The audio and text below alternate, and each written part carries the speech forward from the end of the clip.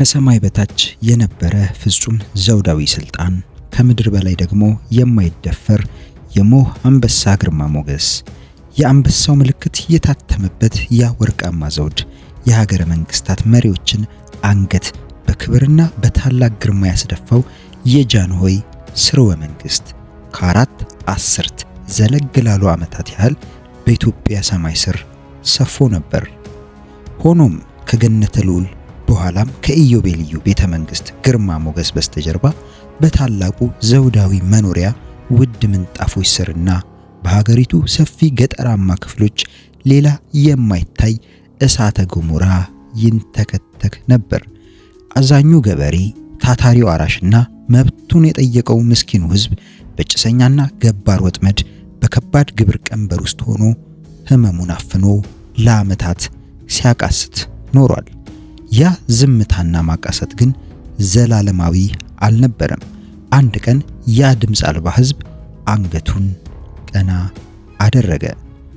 ዓመቱ 1966 ዓመተ ምህረት ነው። በኢትዮጵያ ምድር ላይ ለዘመናት በጥልቅ እንቅልፍ ውስጥ የነበረው ያ ታላቅ እሳተ ገሞራ በድንገት ፈነዳ። ፍንዳታውም አብዮት ተባለ። ይህ አብዮት ተብሎ የተሰየመው ህዝባዊ ማዕበል በድንገትና በዘፈቀደ የመጣ አልነበረም።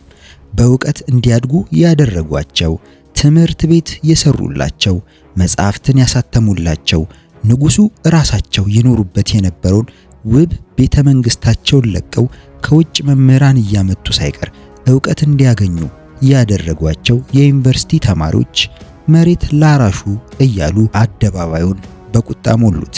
በገዛ እጃቸው ያሳደጓቸው ተማሪዎች የሥርዓቱ ዋነኛ ተቃዋሚ ሆኑ።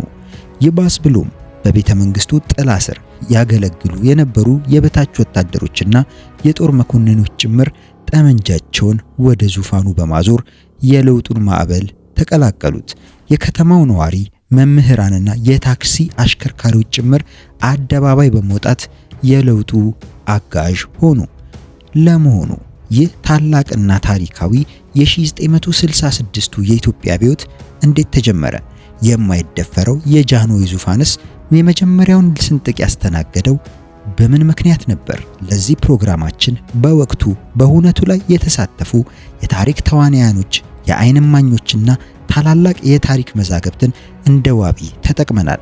የአንጋፋው ፖለቲከኛና የታሪክ ሰው አሃዱ ሳቡሬ የቀዳማዊ አፄ ኃይለ ሥላሴ መንግስት መጨረሻና የደርግ መንግስት መጽሐፍን፣ የሻለቃ ፍቅረ ሥላሴ ወግደረስ እኛና አብዮቱ መጽሐፍን፣ የሌተና ኮሎኔል ፍስሐ ደስታ አብዮቱና ትዝታዬ መጽሐፍን እንዲሁም በብዕር ስሙ ዘነበ ፈለቀ በእውነተኛ ስሙ ገስት ተጫኔ የጻፈውን ነበር መጽሐፍትን ዋቢ በማድረግ የ1966ቱን አብዮት ከስሩ እንፈትሻለን።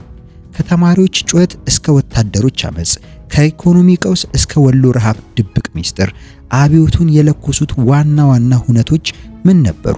በዛሬው ፕሮግራማችን የጃንሆይ ዘውድን ያነቃነቀው፣ ዙፋኑን ያናወጠውን እና የኢትዮጵያን ታሪክ ዱካ ለዘላለም የቀየረውን የ1966ቱን አብዮት አጀማመር በጥልቀት የምናይ ይሆናል።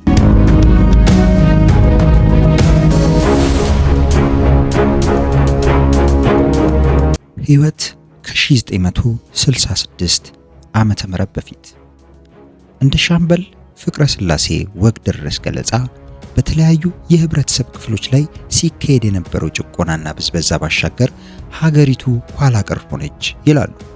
የህዝቡ ኑሮ ቆረቆዘ። የግለሰብ አማካይ ዓመታዊ ገቢ በዓለም የመጨረሻውን ደረጃ ያዘ። ለትምህርት ከደረሱት ህፃናት ውስጥ 80 ከመቶ የትምህርት ዕድል አጣ። 85 ከመቶ ህዝብ ዘመናዊ ሕክምና ተነፈገው ይላሉ ሻምበል ፍቅረ ሥላሴ ወግደረስ። ስለሆነም በወባና በተላላፊ በሽታዎች በየዓመቱ በሚሊዮን የሚቆጠር ህዝብ አለቀ። ከ90 ከመቶ የሆነው ህዝብ ማንበብና መጻፍ የማይችል ማይም ሆኖ ቀረ። ከዘመናዊ ዕውቀትና ከሰለጠነው ህዝብ ተገለለ። በኋላ ቀር አመለካከትና እምነት ታውሮ ያለምንም ጥያቄ ተገዢ፣ አገልጋይና ተዋራጅ ሆኖ ቀረ ይላሉ ሻምበል ፍቅረ ሥላሴ ወግደረስ። ገዢ መደቦች መላውን ሕዝብ ሲረግጡት መሳፍንቱና መኳንንቱ የዘር ሐረግ እየቆጠሩ ያረጀውንና ያፈጀውን የፊውዳሊዝም መንግስታዊ ስርዓት በሕዝቡ ላይ ዘርግተው በገዥነት ሲፈራረቁበት እነሱ ደግሞ የተንደላቀቀ ኑሮ ሲኖሩ ለሕዝቡ ግን ምንም አይነት መሰረታዊ የጤናም ሆነ የትምህርት አገልግሎት ሳያቀርቡለት ከስልጣኔ ከሳይንስና ቴክኖሎጂ እንዲገለል አድርገው በማቆየታቸው ሀገሪቱ ከዓለም የመጨረሻ ኋላ ቀርና ድሃ እንድትሆን ማድረጋቸው በግልጽ ታየ ይላሉ ሻምበል ፍቅረ ሥላሴ ወግደረስ። ይህ ብሶትና ግፍ የተለያየውን የህብረተሰብ ክፍል ወደ ተቃውሞ ገፋፋው። ገበሬው ዓመት ሙሉ ቤተሰቡን ጨምሮ ጥሩ ግሩ ያመረተው ምርት አብዛኛውን ለባለ መሬቱ ማስረከብ እንዳለበት ከትውልድ ትውልድ ሲወርድ ሲዋረድ የመጣ አሰራር ስለነበር ገበሬው ለምን ብሎ ጥያቄ ያቀረበበት ወይም አመጹ የተነሳበት አጋጣሚ በጉልህ አልታየም። ገባርና አስገባሪ በአንድነት ተስማምተው መኖር እንዳለባቸው ስለሚታመን የምናርሰው መሬት ለምን የኛ አይሆንም፣ ለምንስ እንገብራለን ብለው በተቀነባበረ በህብረት ለአመጽ የተነሱ ገበሬዎች የሉም። በአንዳንድ አካባቢዎች በግለሰብ ደረጃ ተነሳስተው በመሬት ከበርቴ ወኪል ላይ ወይም በምስለኔ ወይም በጭቃ ሹሙ ላይ እርምጃ የወሰዱ ገበሬዎች እንዳሉ ቢታመንም በፊውዳሉ የገባር ስርዓት ላይ ገበሬዎች ተነሳስተው ስርዓቱን ታግለው ነበር ማለት አይቻልም።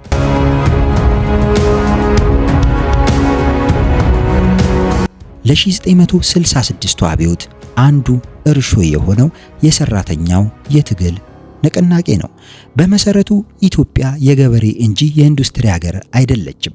በተወሰኑ አካባቢዎች ያረጁ ፋብሪካዎች እንኳን መትከል የጀመሩት ጣሊያን ኢትዮጵያን ከወረረች በኋላ ሲሆን የተተከሉት ፋብሪካዎችን ቢሆኑ የሚንቀሳቀሱት በሳይንሳዊ ቴክኒካዊ ዕውቀት በታነጹ ሰራተኞች አልነበረም። የፋብሪካ ሰራተኞች ነው ይቀጠሩ የነበሩት በመሬት ከበርቶች ብዝበዛና የመብት ረገጣ ተማረው ከሚያርሱት መሬት ተፈናቅለው መሄጃ በማጣት ወደ ከተማ የፈለሱ ገበሬዎች ናቸው። የፋብሪካዎች ቁጥርና አይነት እየጨመረ ሲመጣ በተወሰነ ደረጃም ቢሆን ዘመናዊ ትምህርት ያላቸው ሰራተኞች መቅጠር አስፈላጊ እየሆነ ሲመጣ በችግር ምክንያት ትምህርታቸውን መቀጠል እየተሳናቸው ከትምህርት ገበታ የሚለዩትን ወጣት ተማሪዎች በሰራተኝነት መቅጠር ተጀመረ። እነዚህ ሰራተኞች በረሃብና በችጋር ከመሞት ይሻላል መሰንበት በሚል አስተሳሰብ ህይወታቸውን ለማቆየት ያህል ካፒታሊስቶች የሚከፍሏቸውን አነስተኛ ደሞዝ በማግኘት ከባርነት ባልተናነሰ ሁኔታ ከበረት ጋር ሲታገሉ ከመዋል ውጪ የተሻለ አማራጭ አልነበራቸውም። የሰራተኛ ማህበር አቋቁመው ለመብታቸው ለመከራከር አሰሪዎቹ ባለመፍቀዳቸው የኢኮኖሚ ጥያቄ እንኳን ለማቅረብ ሳይችሉ ጉልበታቸው ለብዙ ዓመታት ሲያፈሱ ቆዩ። ውሎ አድሮ የሰራተኛ ማህበር ለማቋቋም በመንግስት በኩል የተፈቀደው አንዳንድ ሰዎች እንደሚሉት በሰራተኛው ግፊት እና አስገዳጅነት ብቻ ሳይሆን የዓለም ሰራተኞች ድርጅት በተባበሩት መንግስታት አማካይነት ኢትዮጵያ የሰራተኛ መሰረታዊ መብት እረግጣለች፣ የሰራተኛውን በማህበር መደራጀት አትደግፍም ብሎ ባቀረበው ወቀሳ ምክንያት በኢትዮጵያ መንግስት ላይ ተጽዕኖ በመደረጉ የሰራተኛ ማህበር ሊቋቋም ቻለ። ሰራተኛው የሙያ ማህበሩን ካቋቋመ በኋላም ቢሆን የሥራ ሁኔታ እንዲሻሻል፣ የሥራ ሰዓት እንዲወሰንና የተወሰኑ የኢኮኖሚ ጥያቄዎችን ከማቅረብና ለተፈጻሚነቱ ከመታገል ውጪ ለችግሩ መሰረታዊ መፍትሄ ሊያስገኝ የሚችል የፖለቲካ ጥያቄ ሰራተኛው አቅርቦ አያውቅም። ሌላው የ1966ቱን አብዮት እንደፈጠረ የሚታመንለት የወታደሩ ክፍል የትግል ታሪክ ነው። የኢትዮጵያ ሰራዊት በዘመናዊ መልክ መደራጀት የጀመረው ጣሊያን ከኢትዮጵያ ተባራ በወጣችበት ጊዜ ጀምሮ ሲሆን የምድር ጦርና የፖሊስ ሰራዊት በእንግሊዝ አየር ኃይል፣ በስዊድን ባህር ኃይል ደግሞ በኖርዌይ መንግስት እርዳታ ድጋፍ ተቋቋመ። ይህ ከሆነ በኋላ ነው ቋሚና በደሞዝ የሚተዳደር ሰራዊት ማደራጀት የተጀመረው። በዘመናዊ አደረጃጀት ቋሚ ጦር ማቋቋም ከተጀመረ በኋላ ወታደርነት የመተዳደሪያ ሙያ ሆነ። የወታደሩ ክፍል ለንጉሠ ነገሥቱ ለዘውዱ ፍጹም ታማኝና አገልጋይ ከመሆን ባሻገር ዘውዱን የሚቀናቀን ኃይል እንኳን ቢነሳ በአፋጣኝ መደምሰስ እንዳለበት የንጉሠ ነገሥቱን ደህንነት መጠበቅ ዋናው ተግባሩና ግዴታው መሆኑን ከማመኑ በላይ የጦሩ አባላት የሚሰጣቸውን ትዕዛዝ ከመፈጸምና ግዴታቸውን ከመወጣት ውጪ በምንም ሁኔታ ስለ መብታቸው ጥያቄ ማንሳት ወይም ስለ ሀገር ጉዳይ ሐሳብ መስጠት ወይም ስለ ፖለቲካ መናገር ስለማይፈቀድላቸው በዙሪያቸው ለሚታየው ተጨባጭ ሁኔታ ሳይቀር ባዕድ ነበሩ። ይህ ስለሆነም እስከ 1966 ዓ.ም ድረስ ለ1966ቱ አብዮት እርሾ የጣለው ሌላኛው የህብረተሰብ ክፍል ንቅናቄ የተማሪው ህብረተሰብ አመጽ ነው። በ1953 የመፈንቅለ መንግስት ሙከራ እስከተደረገ ድረስ ቁጥራቸው አነስተኛ የነበረው የከፍተኛ ትምህርት ተቋማት ተማሪዎች መደበኛ ትምህርታቸውን ከመከታተል ውጪ ተገቢው የፖለቲካ ግንዛቤ ኖሯቸው ጉልህ የፖለቲካ እንቅስቃሴ ያደርጉ ነበር ብሎ መናገር ያስቸግራል። ይህም ሆኖ ከመፈንቅለ መንግስቱ ሙከራ በኋላ ተማሪዎች የአመለካከት አድማሳቸው ሰፍቶ እምርታ አሳየ። በይፋ መንግስትን የሚቃወሙ የህዝብን ችግሮች የሚያንጸባርቁ ጽሁፎች ብቅ ማለት ጀመሩ። በተከታታይም በተማሪዎቹ ማህበር አማካኝነት የአቋም መግለጫዎች ወጡ። ህዝቡና ተማሪዎቹ ተቀራረቡ። ምንም ግንባር ቀደም መሪ የፖለቲካ ድርጅት በሌለበት ሀገር ተማሪዎች ለህዝብ ፖለቲካ አመራር እንደሚሰጡ ተደርጎ ተወሰደ። በ1950ዎቹ መጨረሻና በ1960ዎቹ መጀመሪያ ላይ ተማሪዎች የተቃውሞ እንቅስቃሴ ተፋፋመ። ከመንግስት ጋር የነበረው ቅራኔ ተካረረ። ከዩኒቨርሲቲው ግቢ አልፎ በከተማ ዋና መንገዶች ሰላማዊ ሰልፎች ተደረጉ። ከጸጥታ አስከባሪው ኃይል ጋርም ተፋለሙ። የተወሰኑ ተማሪዎች የሞትና የመቁሰል አደጋ ደረሰባቸው። በመቶ የሚቆጠሩ ተማሪዎችም ታሰሩ፣ ከትምህርት ገበታም ተባረሩ። የተማሪዎች አመጽ እንቅስቃሴ በከፍተኛ የትምህርት ተቋማት ብቻ ሳይወሰን በሁለተኛ ደረጃ ትምህርት ቤቶችና በየክፍላተ ሀገራቱ ተዛመተ። የተማሪዎችም ቤተሰቦች በከፊል የልጆቻቸውን እንቅስቃሴ ደገፉ። ትግሉም ተቀጣጠለ። በመጨረሻ በህዝባዊ አመጽ ተደመደመ። የፖለቲካ ስራ ልምድ ባልዳበረበት ሀገር የተማሪዎች እንቅስቃሴ የብዙሃኑን ተማሪ የፖለቲካ አመለካከት እንዲሰፋ የንቃት ደረጃቸውም ከፍ እንዲል ከመርዳቱ ባሻገር ህዝቡን በማነሳሳት በመቀስቀስ ጸጥ ለጥ ብሎ የሚገዛበትን ስርዓት እንዲጠይቅና እንዲመረምር ለማድረግ መቻሉ ብቻ እንደ ከፍተኛ ውጤት የሚቆጠር ሆነ። በኢትዮጵያ ባልተለመደ ሁኔታ የፖለቲካ ጥያቄ በማንሳት ፍጹም ይደፈራል ተብሎ የማይታሰበውን አስፈሪውን የዘውድ ፈላጭ ቆራጭ አገዛዝ ለመፈታተን እንዴት እንደቻሉ እስከዛሬ ጥያቄ ሆኖ ይገኛል። የተማሪዎቹ ንቅናቄ ባለማቋረጥ የቀጠለው በግብታዊነት ከተማሪዎቹ ማህበር በሚተላለፍ መመሪያ ወይስ በአንድነት በተደራጀ ኃይል ስርዓቱ እንዲወገድና በአዲስ ህዝባዊ መንግስት እንዲተካ ፍላጎትም አሳዩ። ይህ በተማሪዎችና በንጉሱ መካከል የለየለት ግብግብ ወደ 1966ቱ አብዮት አመራ። የፊውዳሉ ስርዓት የስርዓቱን አራማጆች ጥቅም ለማስጠበቅ ካልሆነ በስተቀር ለመላው ህዝብ ደህንነትና የኢኮኖሚ እድገት ደንታ አልነበረውም ይላሉ።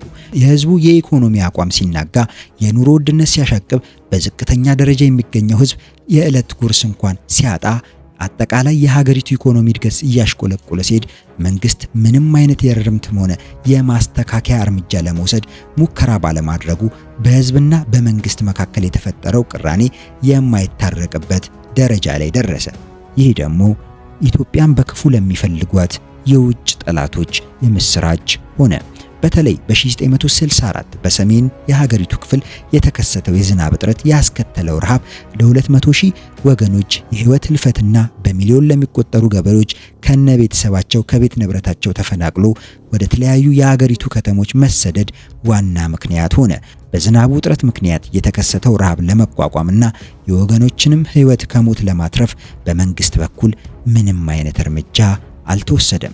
ከዚህም በላይ ሁኔታው ቢገለጥ የኢትዮጵያ የውጭ መልክ ጥላሸት ያለብሳል፣ የመሪዋን የቀዳማዊ አፄ ኃይለ ሥላሴን ክብር ይቀንሳል በሚል የተሳሳተ አመለካከት በመውሰድ ድርቁም ሆነ ከዚህ ጋር ተያይዞ የመጣው ረሃብና ያስከተለው እልቂት ለኢትዮጵያም ሆነ ለዓለም ህዝብ ሳይገለጥ ተዳፍኖ ቀረ። ችግሩ ታፍኖ እንዲቀር ከቤት ንብረታቸው ተፈናቅለው ወደ ከተሞች በተለይም ወደ አዲስ አበባ ለመምጣት በጉዞ ላይ የነበሩትን ረሃብተኞች ለማገድ ሙከራ ቢደረግም በ1965 እገዳውን በመጣስ አዲስ አበባን ለማጥለቅለቅ ሲቃረቡ መንግስት ወደ ከተማዋ እምብርት ከመድረሳቸው በፊት ሰብስቦ በተወሰነ አካባቢ አቆያቸው። በዚህን ጊዜ የችግሩ አሳሳቢነትን የተረዱት የዩኒቨርሲቲ ተማሪዎች በረሃብ እንደ ቅጠል በመርገፍ ላይ የነበሩትን ወገኖች ህይወትን ከሞት አፋፍ ለማዳን ሙከራ ለማድረግ የእርዳታ አሰባሳቢ ኮሚቴ አቋቁመው የተወሰነ ገንዘብ ካሰባሰቡ በኋላ የምግብ እህል በመግዛት ወደ ወሎ ክፍለ ሀገር ተጓዙ። በቦታው ላይ ተገኝተው የችግሩን ጥልቀትና ስፋትም ተማሪዎቹ ተረዱ። መንግስትም በወቅቱ ተገቢውን እርምጃ በቅድሚያ ባለመውሰዱ ለደረሰው ጉዳት ሁሉ ቀጥተኛ ተጠያቂ እንደሚሆን ተማሪዎቹ አሳወቁ። ተደብቆ የነበረውን የወሎ ህዝብ ረሃብ በተለያዩ ዘዴዎች በማጋለጥ ህዝቡ እንዲያውቀው ጥረት አደረጉ። ረሃቡም በይፋ ከታወቀ በኋላ በተደበቀው ረሃብ ምክንያት በወሎና በትግራይ ለተፈጸመው እልቂት ተጠያቂ የሆኑ ባለስልጣናት ለፍርድ እንዲቀርቡ ህዝቡ ጠየቀ። የተደበቀው ረሃብ ያስከተለው ዘግናኝና አሳዛኝ እልቂት በይፋ እንደታወቀ የህዝቡ ስሜት በሐዘን ተነካ።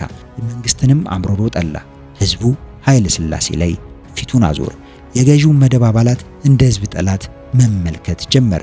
በህዝቡ ላይ ሲፈጸም የነበረው በደል በመቃወም በተናጠል አልፎ አልፎ በተወሰኑ አካባቢዎች እንቅስቃሴ ሲያደርግ የነበረው ህዝብ የዩኒቨርሲቲና የሁለተኛ ደረጃ ተማሪዎች አንግበው የተነሱት የፖለቲካና የኢኮኖሚያዊ ጥያቄዎች በቀጥታም ሆነ በተዘዋዋሪ መንገድ የእያንዳንዱን የከተማ ነዋሪ ህዝብ ችግር የሚነካኩ በመሆናቸው ሙሉ ድጋፍ ከመስጠቱም በላይ በወሎና በትግራይ በደረሰው የረሃብ እልቂት ስሜቱ በመነካቱ በግብታዊነት በአፄ ኃይለ ሥላሴ መንግስት ላይ አመጾ እንዲነሳ ተገፋፋ። ይህም የ1966ቱን የህዝብ አብዮታዊ እንቅስቃሴ ፍንዳታን አስከተለ።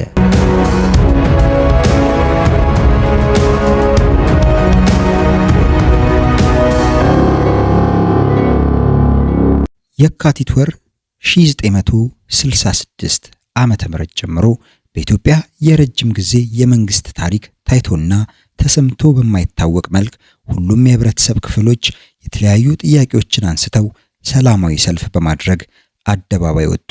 የሥራ ማቆም አድማ መቱ። መንግስት በተለያዩ ጊዜያት የወሰዳቸው ጎጂ ኢኮኖሚያዊና አስተዳደራዊ እርምጃዎች የህዝቡን የቀን ተቀን ህይወት በቀውስ ውስጥ እንዲወድቅ የሚያደርጉ በመሆናቸው በተግባር ከመተርጎማቸው በፊት እንዲገቱ ጠንካራ ጥያቄዎች ሰላማዊ ሰልፍ በማድረግ ቀረቡ። በእስራኤልና በግብጽ መካከል በተደረገው ጦርነት ምክንያት የስዊስ ካናል በመዘጋቱ በዓለም ገበያ የነዳጅ ዋጋ ጨምሯል በሚል ሰበብ በሀገር ውስጥ የነዳጅ ዋጋም እንዲጨምር ተደረገ። በነዳጅ ኃይል የሚንቀሳቀሱ አገልግሎት ሰጪ ድርጅቶች የአገልግሎት ዋጋ መጨመራቸው ህዝቡን አስቆጣ። በዚሁ የነዳጅ ዋጋ ጭማሪ ምክንያት ለመጀመሪያ ጊዜ ባለ ታክሲዎች በህብረት ተነሳስተው የሥራ ማቆም አድማ በማድረግ የተጨመረው የነዳጅ ዋጋ እንዲነሳ ጠየቁ። ያልተለመደው የህዝብ እንቅስቃሴ ያሳሰበው መንግስት በነዳጅ ላይ የተጨመረው ዋጋ በሥራ እንዳይተረጎም አደረገ። ይህ እርምጃ አብዮታዊ የህዝብ እንቅስቃሴ ከመግታት ይልቅ ይበልጥ እንዲጠናከር አደረገው። መምህራን የደሞዝ ጭማሪ እንዲደረግና በከፍተኛ ደረጃ አወዛጋቢ በነበረው ሴክተር ሪቪው የሚባለው የትምህርት ፖሊሲ ተግባራዊ እንዳይሆን የሚለው ጥያቄ ከሌሎች ትምህርት ነክ የሆኑ ጉዳዮች ጋር አቀናጅተው በማቅረብ ስራ አቆሙ። አስተማሪዎቹ ስራ በማቆማቸው የትምህርት ሂደቱ ሙሉ ለሙሉ ተቋረጠ። ተማሪዎችና የተማሪዎች ወላጆችም ከመምህራኑ ጎን በመሰለፍ ድጋፋቸውን ሰጡ። በመንግስት ላይም ከፍተኛ ተጽዕኖ አሳደሩ። ሁኔታው ያስጨነቀው መንግስትም ለመምህራኑ የደሞዝ ጭማሪ አደረገ። ሴክተር ሪቪው የሚባለው የትምህርት ፖሊሲም ተግባራዊ እንዳይሆን ተደረገ። ይህም ሆኖ ግን የመምህራን እንቅስቃሴ አልተገታም። የተለያዩ ድርጅቶች ሰራተኞች በርካታ ኢኮኖሚያዊ አስተዳደራዊ ጥያቄዎችን አቅርበው ከዚያ በፊት ታይቶ በማይታወቅ ሁኔታ ረዘም ላለ ጊዜ የሥራ ማቆም አድማ መቱ። ለተወሰኑት ጥያቄዎችም አጥጋቢ ምላሽ ተገኘ። የሴት ሰራተኞችም ለእኩል ስራ እኩል ክፍያ የሚል መሰረታዊ የመብት ጥያቄ ይዘው ሰላማዊ ሰልፍ አደረጉ። በእስልምና ሃይማኖት ተከታዮች ላይ የሚፈጸም በደል ተጽዕኖን በመቃወም ግዙፍ ሰላማዊ ሰልፍ በመንግስት ላይ ተደረገ። በዚህ ሰልፍ ተሳታፊ የነበሩት የእስልምና ሃይማኖት ተወካዮች ብቻ ሳይሆኑ የክርስትና ሃይማኖት ተከታዮችም ነበሩ። ይህ ህዝባዊ ሰልፍ የተለያዩ እምነት ተከታዮች ህብረትና የትግል አንድነት የታየበት ታሪካዊ ሰልፍ ሆነ። እንቅስቃሴው በአዲስ አበባ ብቻ ሳይወሰን እየተቀጣጠለ ሄዶ በሌሎች ከተሞች ተዛመተ። የህዝብ ፍላጎት ተመሳሳይነት እንዳለው በገሃድ ታየ። የህዝቡ አንዱና ወሳኙ አካል በሆነው በወታደሩ ክፍል የአመጽ እንቅስቃሴው እየተስፋፋና አሳሳቢ ደረጃ ላይ እየደረሰ መጣ። መንግስት እንደቀድሞ መግዛት ተሳነው። ህዝብም የፈላጭ ቆራጩን የአፋኝ አገዛዝ ስርዓት አሜን ብዬ የምቀበልበት ዘመን አክትሟል አለ። የህዝባዊ አብዮት እንቅስቃሴው ተፋፋመ። ባልተጠበቀ ሁኔታ የተቀሰቀሰው የህዝብ አመጽ መንግስት መቆጣጠር እንደተሳነው ግልጽ እየሆነ ሲመጣ የህዝቡ ጥያቄዎች በየዕለቱ እየበረከቱ የፖለቲካውም ቀውስና ትርምስ ጭራሽ እየተባባሰ መሄዱ ቀጠለ። ሙሉ የፖለቲካ ስልጣን የነበራቸው የገዢው መደብ ቁንጮ የነበሩት ንጉሥ ኃይለ ሥላሴ የፖለቲካው ሂደት በትክክል ተገንዝበውና ተረድተው አፋጣኝ ውሳኔ መስጠት ስለተሳናቸው ህዝቡ በአመጽ እንቅስቃሴውን እንዲገፋበት ምቹ ሁኔታ ፈጠረለት። የንጉሱ የቅርብ ረዳቶችና የከፍተኛ ባለስልጣናቶች ከንጉሱ በኋላ ስልጣን በማን እጅ መውደቅ ይኖርበታል ለሚለው ጥያቄ ምላሽ ለመስጠት የየራሳቸውን ስልት በመቀየስ በስልጣን ሽኩቻ የቤተ መንግስት ነገረ ሥራ ትርምስ ውስጥ ራሳቸውን ዘፍቀው ተንቦጫረቁ። በመላው ሀገሪቱ የሚንቀለቀለው የሰደድ እሳት በጥሞና ለመመልከትና ራሳቸውን ከእሳት ወላፈን እንኳን ለማዳን የሚያስችል እርምጃ ተመካክረው ለመውሰድ ሳይቻላቸው ቀረ። ሁሉም ባለስልጣናት ማለት በሚቻል መልኩ ህዝቡን ስለሚነቁት የሚታየው እንቅስቃሴ ከተራ ጩኸትና ግርግር ውጪ ለዘመናት ጸጥ ለጥ ብሎ ሲገዛ የነበረው ስርዓት ህልውና ሊፈታተን ወይም ሊያናጋ የሚችል ሁኔታ ይፈጠራል ብለው አልገመቱም ነበር። ከዚህ አለፍ ብሎ ንቅናቄው እየከረረ ቢመጣ እንኳን የተወሰኑ ባለስልጣናት ከያዙት የስልጣን ቦታ ሊያስነሳ ከመቻል ውጪ ሌላ ምንም ፋይዳ አይኖረውም ብለው አምነው ነበር። እየገፋ የመጣው የህዝብ አመጽ አስገዳጅ ሁኔታ ከፈጠረ እንደ እንግሊዝ ህገ መንግስታዊ የዘውድ አገዛዝ ስርዓት በመመስረት ለችግሩ መፍትሄ እናስገኛለን ብለው በተስፋም የሚጠብቁ ባለስልጣናቶች ነበሩ። ራስ አስራተ ካሳም የአፄ ኃይለ ሥላሴ አገዛዝ የሚያከትምበት ሁኔታ ከተፈጠረ ለዙፋኑ ተወዳዳሪ ሆነው ለመቅረብ ሐሳብ ስለነበራቸው ንቅናቄውን በክፉ ዓይን አይመለከቱትም ነበር ይባላል። በተመሳሳይ ሁኔታ ልዕልት ተናኘ ወርቅ ኃይለ ሥላሴ የንጉሱ የመጀመሪያ ልጅ ስለሆኑ ልጃቸውን እስክንድር ደስታን ለማንገስ ምኞት ስለነበራቸው በራሳቸው ውስጣዊ መስመር ዝግጅት ያደርጉ ነበር ይላሉ ሻምበል ፍቅረ ሥላሴ ወግደረስ። ከዘውዱ ቅርበት ሳይኖራቸው በትምህርታቸው በአገልግሎታቸውና በታማኝነታቸው በከፍተኛ ስልጣን ላይ የነበሩ መሃል ሰፋሪ ባለስልጣናት የህዝቡን እንቅስቃሴ ዘውዳዊ አገዛዙን ሊያስወግድ ከቻለ የስልጣን ክፍተት ስለሚፈጠር ያለምንም ተቀናቃኝ ክፍተቱን ለመሸፈን ሰፊ እድል አለን ብለው ስላመኑ በተዘዋዋሪ የህዝቡ ንቅናቄ እየተጠናከረ እየገፋ እንዲሄድ ድጋፍ ይሰጡ ነበር። በከፍተኛ የጦር መኮንኖች ውስጥ የህዝቡ አመጽ እየተፋፋመ ከቁጥጥር ውጪ የሚሆን ከሆነ መፈንቅለ መንግስት በማድረግ ወታደራዊ መንግስት እናቋቁማለን ብለው የራሳቸውን ዝግጅት የሚያደርጉ ነበሩ ይባላል። የገዢው መደብ አባላት በዚህ ሁኔታ በመለያየታቸውና ስልጣንን በተለያየ አቅጣጫ ለመጨበጥ የሚያስችላቸውን ስልት ሲነድፉ፣ ሲያወጡና ሲያወርዱ፣ ለመፋጠጥ ሲዶልቱ፣ ሲወነጃጀሉና ሲተማሙ፣ አንዱ ሌላውን ሲሰልል፣ ህብረት አጥተው እርስ በርሳቸው በጥላቻ ሲተያዩ የቆሙበት ምንጣፍ ከእግራቸው ስር እየተጎተተ መሄዱን ብሎም ተዘርጥጠው ለመውደቅ መቃረባቸውን መመልከት ተሳናቸው። ይህም ሆኖ የህዝቡ አብዮታዊ እንቅስቃሴ አዝማሚያውና አካሄዱ ያሳሰባቸውና ያስደነገጣቸው አንዳንድ ከፍተኛ ባለስልጣናት ሁኔታው ከቁጥጥር ውጪ ከመሆኑ በፊት አግባብ ያለው እርምጃ መወሰድ እንዳለበት ለንጉሱ ማሳሰቢያ በግላቸው ማቅረባቸው አልቀረም። በአፄ ኃይለ ሥላሴ ዘመነ መንግስት የነበሩት የፕሮፓጋንዳ መሳሪያዎችና የቤተ ክህነት ቀሳውስቶች ህዝቡን አደንዝዘው ለዘውዳዊ አገዛዙ ታማኝና ተገዢ እንዲሆን ሲያካሂዱት የነበረው ውዳሴና ፕሮፓጋንዳ ህዝቡን ብቻ ሳይሆን ንጉሱና የንጉሳዊን ቤተሰብ አባላት ጭምር ናላቸውን አዙሮ ትክክለኛውን ሁኔታ መመልከት እንዲሳናቸው አድርገዋል ይላሉ ሻምበል ፍቅረ ሥላሴ ወግደረስ። ይላሉ ሻምበል ፍቅረ ሥላሴ ይህም በመሆኑ ንጉሱ የሚቀርብላቸው ማሳሰቢያ ከቁም ነገር ሊጥፉት አልፈለጉም። እንዲሁም የኢትዮጵያ ህዝብ ከዘውዳዊ አገዛዝ ውጪ በሌላ መንግስታዊ ስርዓት ስር ለመተዳደር የማይችል ነው ብለው የሚያምኑ ስለነበር ምንም አይነት እንቅስቃሴ በመላ ሀገሪቱ ቢካሄድ የእሳቸውን ስልጣን የሚቀናቀን ኃይል ይነሳል ብለው አልገመቱም ነበር።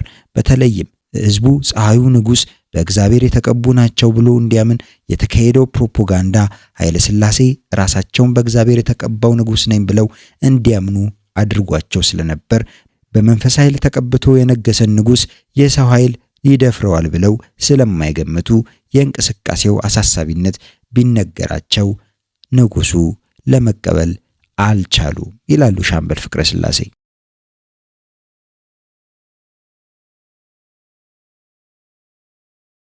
ቀዳማዊ አፄ ኃይለ ሥላሴ በ1964 ዓ.ም 80ኛ የልደት በዓላቸውን በከፍተኛ ድምቀት ለማክበር ዝግጅት በሚደረግበት ወቅት አፄው ስላረጁ አልጋ ወራሹን ወይም አንዱን የልጅ ልጃቸውን አንግሰው ስልጣናቸውን በማስረከብ እሳቸው የቀረውን እድሜያቸውን በጡረታ ያሳልፋሉ ብሎ ህዝቡ ሲጠብቅ በልደት በዓላቸው ቀን የስልጣን ሽግግርን በሚመለከት ምንም ፍንጭ ሳይሰጡ ቀሩ።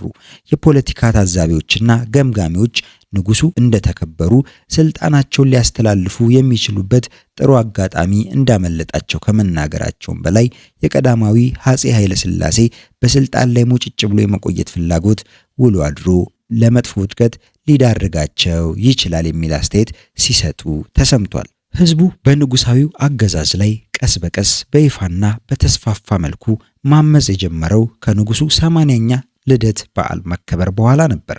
በተለይ የወታደሩ ክፍል ለንጉሱና ለዘውዱ ታማኝነቱን በቃለ መሐላ በማረጋገጥ ለግማሽ ምዕተ ዓመት የአፄ ኃይለ ሥላሴ መንግስት ፍጹም ታማኝና አገልጋይ ሆኖ ቢቆይም ከታማኝነቱና ከቀን አገልጋይነቱ አንጻር ሲታይ ምንም የተለየ ጥቅም የማያገኝ በድህነቱ የተነሳ ኑሮ የቆረቆዘ ከዚህም በላይ ብዙ ግፍና በደል የሚፈጸምበት ስለነበር የኑሮውን ሁኔታ እያነሳ ማጉረምረም የጀመረው ቀደም ብሎ ሲሆን በጉልህ መሰማት የጀመረው ግን ከንጉሱ 80ኛ የልደት በዓል በኋላ ነበር። የወታደሩ ክፍል የደሞዝ ጭማሪ እንዲደረግለት፣ የተለያዩ ጥቅማ ጥቅሞች እንዲሰጡት፣ በአጠቃላይ የኑሮ ሁኔታ እንዲሻሻልለት ውስጡን በቅርብ አለቆቹ ላይ ማግረምረም መጀመሩ በአንዳንድ አጋጣሚ በደሉን በይፋ በማሳየቱ በመከላከያ ሚኒስተሩ እንዲታወቅ ተደረገ።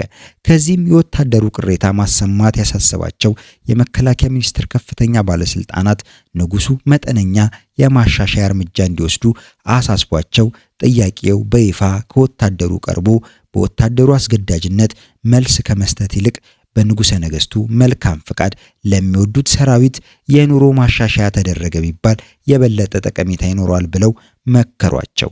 ግፊትም አደረጉ። ንጉሱ ከጠቅላይ ሚኒስትራቸውና ከገንዘብ ሚኒስትራቸው ጋር ተመካክረው ለወታደሩ የ7 ብር የቀለብ ድጎማ መፍቀዳቸውን በ1965 ዓ.ም በጥቅምት 23 ቀን የንግስና በዓላቸውን ሲያከብሩ ይፋ አደረጉ። ይህ ድጎማ የተደረገው የሰራዊቱን ጉምጉምታ ለመግታት ብቻ ሳይሆን የህዝቡንም የአመጽ እንቅስቃሴ ለማፈን ያስችላል በሚል ግምት ነበር። የምግብ እህል ዋጋ ጨምሯል በሚል ሰበብ ለጦሩ ይቀርብ የነበረው ቀለብ በአይነትም ሆነ በጥራት እየቀነሰ በመምጣቱ ድጎማው የቀለብ አቅርቦቱን ያሻሽላል በሚል ግምት የሰራዊቱ አባላት የ7 ብር ጭማሪ በደስታ ቢቀበሉትም የቀለብ አበል ለጡረታ ስለማይታሰብ ንጉሠ ነገሥቱ የፈቀዱት ድጎማ ወደ ደሞዝ እንዲዞርልን የሚል ጥያቄ ተከትሎ ቀረበ። ድጎማው እንደ ደሞዝ ጭማሪ ቢታሰብ በጡረታ ክፍያ ላይ ከፍተኛ የበጀት ቀውስ ከማስከተሉም በላይ የኢኮኖሚ መዛባት ሊፈጥር ስለሚችል በደሞዝ ጭማሪነት አይታሰብም የሚል መልስ ከመንግስት ተሰጠ። ይህ መልስ የጦሩን አባላት ማወያየት እና ማከራከር ጀመረ። ለቀረበው ጥያቄ አዎንታዊ ምላሽ ለማግኘት ምን እርምጃ መውሰድ እንደሚቻል በየጦሩ ሰፈሩ ውይይቱ በስፋት ቀጠለ። ኔጌሌ የሚገኘው 4ኛ ብርጌድ የቀለብ ድጎማው ከደሞዝ ጋር እንዲታሰብ ብሎ ላቀረበው ጥያቄ አዎንታዊ ምላሽ ባለማግኘቱ የጦሩ አባላት ተቆጥተው በሰራዊቱ የረጅም ዘመን ታሪክ ተደርጎ የማይታወቅ የአመጽ እርምጃ ለመውሰድ ዝግጅት አደረጉ።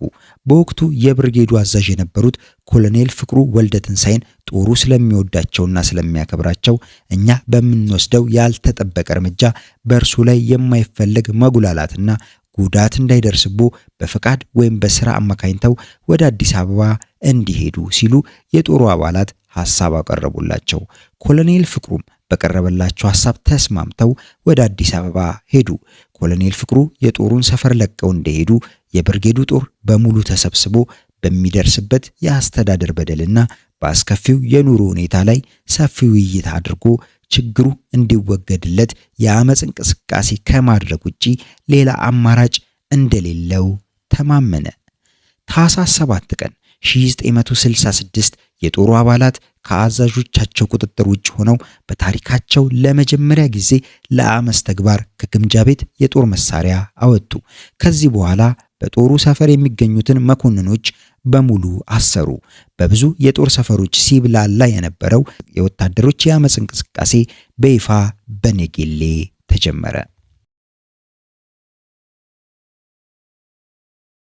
የኔጌሌ ጦር ቀደም ብሎ ላቀረባቸው ጥያቄዎች አጥጋቢ ምላሽ ለማግኘት ሲል የብርጌዱን መኮንኖች በቁጥጥር ስር ማዋሉን ለጦር ክፍሎች ሁሉ አሳወቀ። ጅጅጋ ያለው የ10ኛ ሜካናይዝድ ብርጌድ ቅድሚያ ወስዶ የኔጌሌ ጦር የወሰደውን አቋም ደግፎ ተነሳ። ከዚያም በተከታታይ የተለያዩ የጦር ክፍሎች ድጋፋቸውን ሰጡ። የኔጌሌ ጦር ማመጹና የተወሰኑ ጥያቄዎችን ማቅረቡን የመከላከያ ሚኒስተር የነበሩትን ጄኔራል ከበደ ገብሬ ሲሰሙ ከመጠን በላይ ደነገጡ። ምን ማድረግ እንዳለባቸው ማሰላሰል ጀመሩ።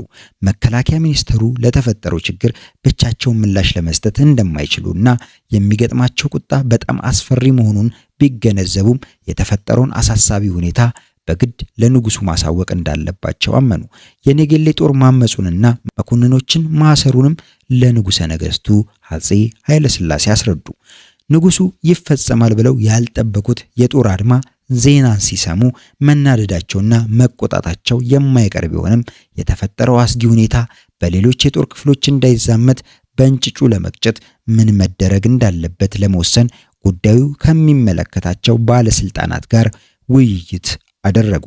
በውይይቱ መጨረሻ በአንድ ከፍተኛ የጦር መኮንን የሚመራ ቡድን በመላክ የጦሩ አባላት መኮንኖቹን ማሰራቸውን ንጉሱን እንዳሳዘንና እንዳስቆጣ በማስረዳት እንዲያስፈታና የእዝ ሰንሰለቱም እንደ ቀድሞ ተጠብቆ እንዲቀጥል ማድረግ የተሻለ አማራጭ ሆኖ ተገኘ። ጦሩ ለንጉሰ ነገስቱና ለዘውዱ ያለውን ታማኝነት ከዕለት ተዕለት እየተሸረሸረና እየላላ መምጣቱን ያልተረዱት ንጉሱና የእሳቸው ባለስልጣናት ድርጊቱን ንጉሱን አሳዝኗል ስለተባለ ብቻ የታሰሩትን መኮንኖች ማስፈታት የአድማውንም አነሳሾችና መሪዎች እንቀጣለን ብለው በማመን በጄኔራል ድረሴ ዱባለ የምድር ጦር አዛዥ የሚመራ ቡድን በታኅሳስ 23 ቀን 1966 ወደ ኔጌሌ ተጓዘ። ጄኔራል ድረሴ ዱባለ የሚመሩት ቡድን ነገሌ እንደደረሰ ሕፃናት ልጆች እንኳን ሳይቀሩ የጦሩ አባላት ከነቤተሰቦቻቸው በነቂስ ወጥተው ደማቅ አቀባበል አደረጉላቸው።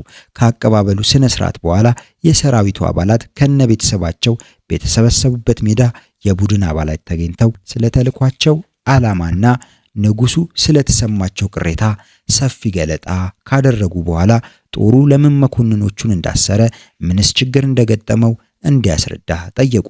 ጦሩ ቀደም ብሎ የሚያስተባብሩትና ቅሬታውንም ለሚመጣው የመንግስት መልእክተኛ የሚያስረዱለት አባላት መርጦ ዝግጅት አድርጎ ስለነበር በተወካይ አማካኝነት ዝርዝር መግለጫ አወጣ።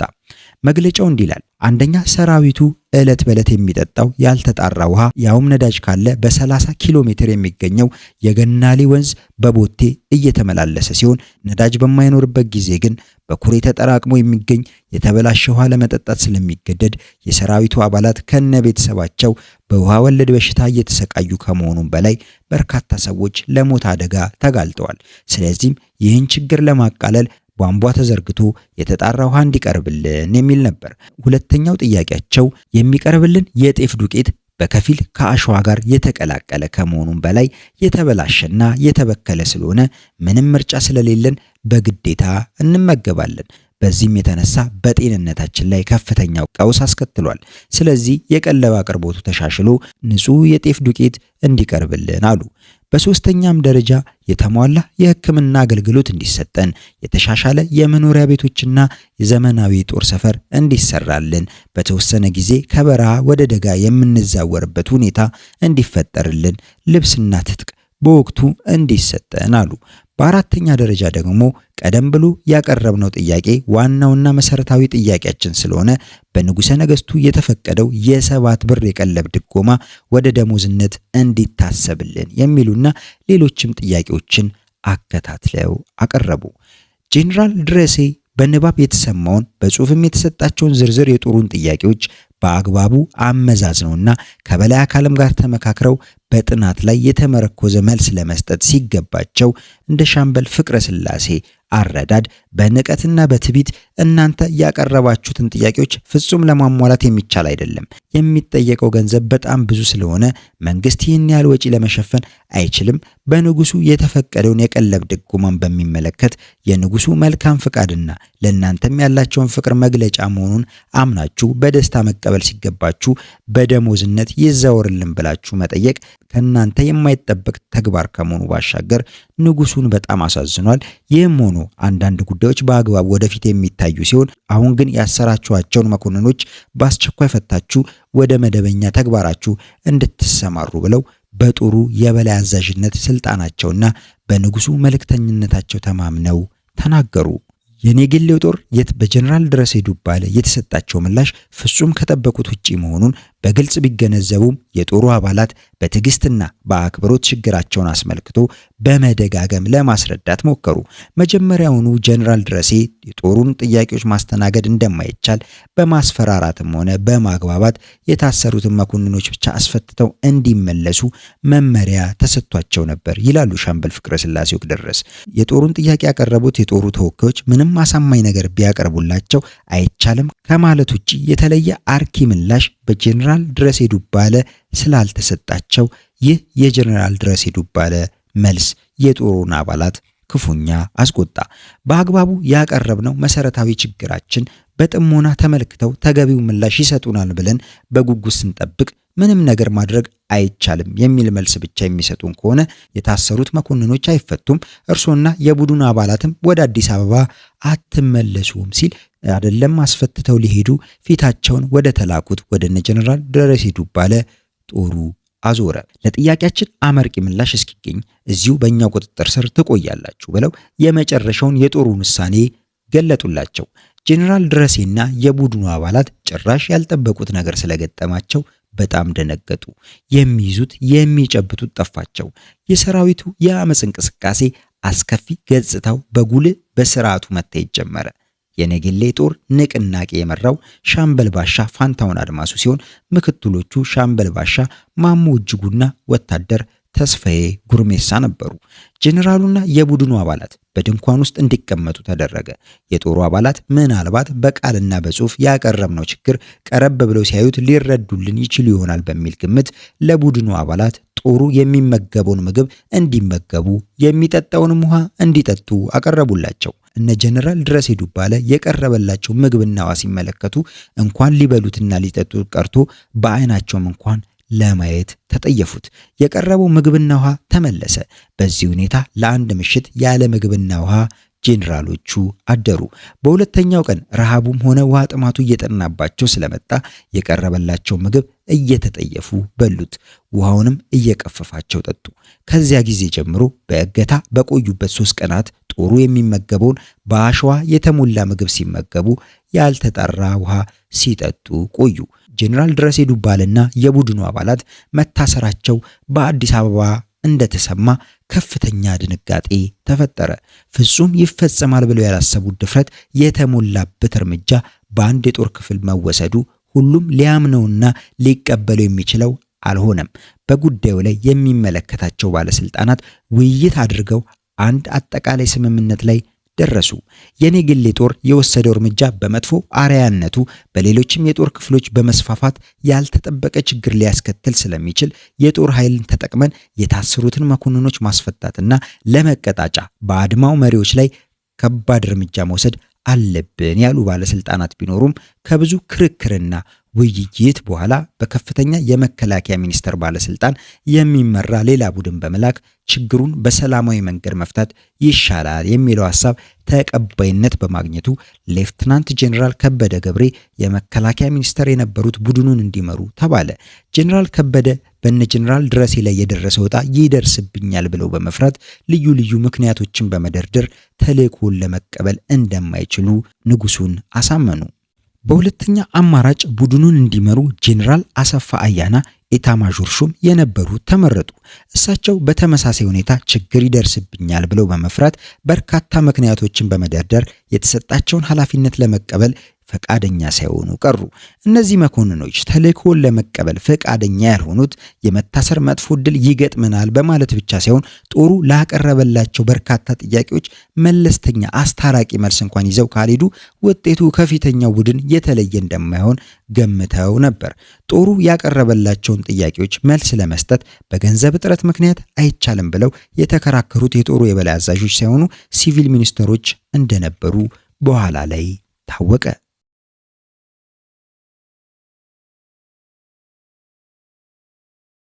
ሁለቱ የመከላከያ ሚኒስቴር ከፍተኛ ባለስልጣናት በደረደሩት ምክንያት በወታደሮች አመጽ ወደሚታመሰው የአራተኛ ብርጌድ ጦር ሰፈር ሄዱ። የታገቱት መኮንኖችን ለማስለቀቅ ፈቃደኛ አለመሆናቸው ከተረጋገጠ በኋላ ብርጋዴር ጀነራል አበራ ወልደ ማርያም የአየር ኃይል አዛዥ የነበሩ ነገሌ ድረስ ሄደው ጦሩን አነጋግረውና አግባብተው የታገቱትን ሰዎች አስለቅቀው እንዲመለሱ በንጉሱ ቀዳማዊ አፄ ኃይለ ሥላሴ ታዘዙ። የተጣለባቸውንም ኃላፊነት እሳቸው ተቀበሉ። እኚህ ጄኔራል ከምድር ጦር ጋር ቀጥተኛ ግንኙነት ስላልነበራቸውና የጦሩ ባልደረቦች በገለልተኝነት ስለሚመለከቷቸው እንደ ሌሎቹ ጄኔራል መኮንኖች በከፍተኛ ንቅዘት ውስጥ ያልተዘፈቁና በመጠኑም ቢሆን የሰራዊቱ አባላት አክብሮት ይሰጧቸው ስለነበር መመረጣቸው ትክክል ነው ተብሏል። ጄኔራል አበራ የሚመሩት ቡድን በታህሳስ 27 ቀን 1966 ነገሌ ደረሰ። የአራተኛ ብርጌድ አባላት እንደተለመደው ቤተሰባቸውን አሰባስበው ጄኔራል አበራን በክብር በታላቅ ስነ ስርዓት ተቀበሏቸው።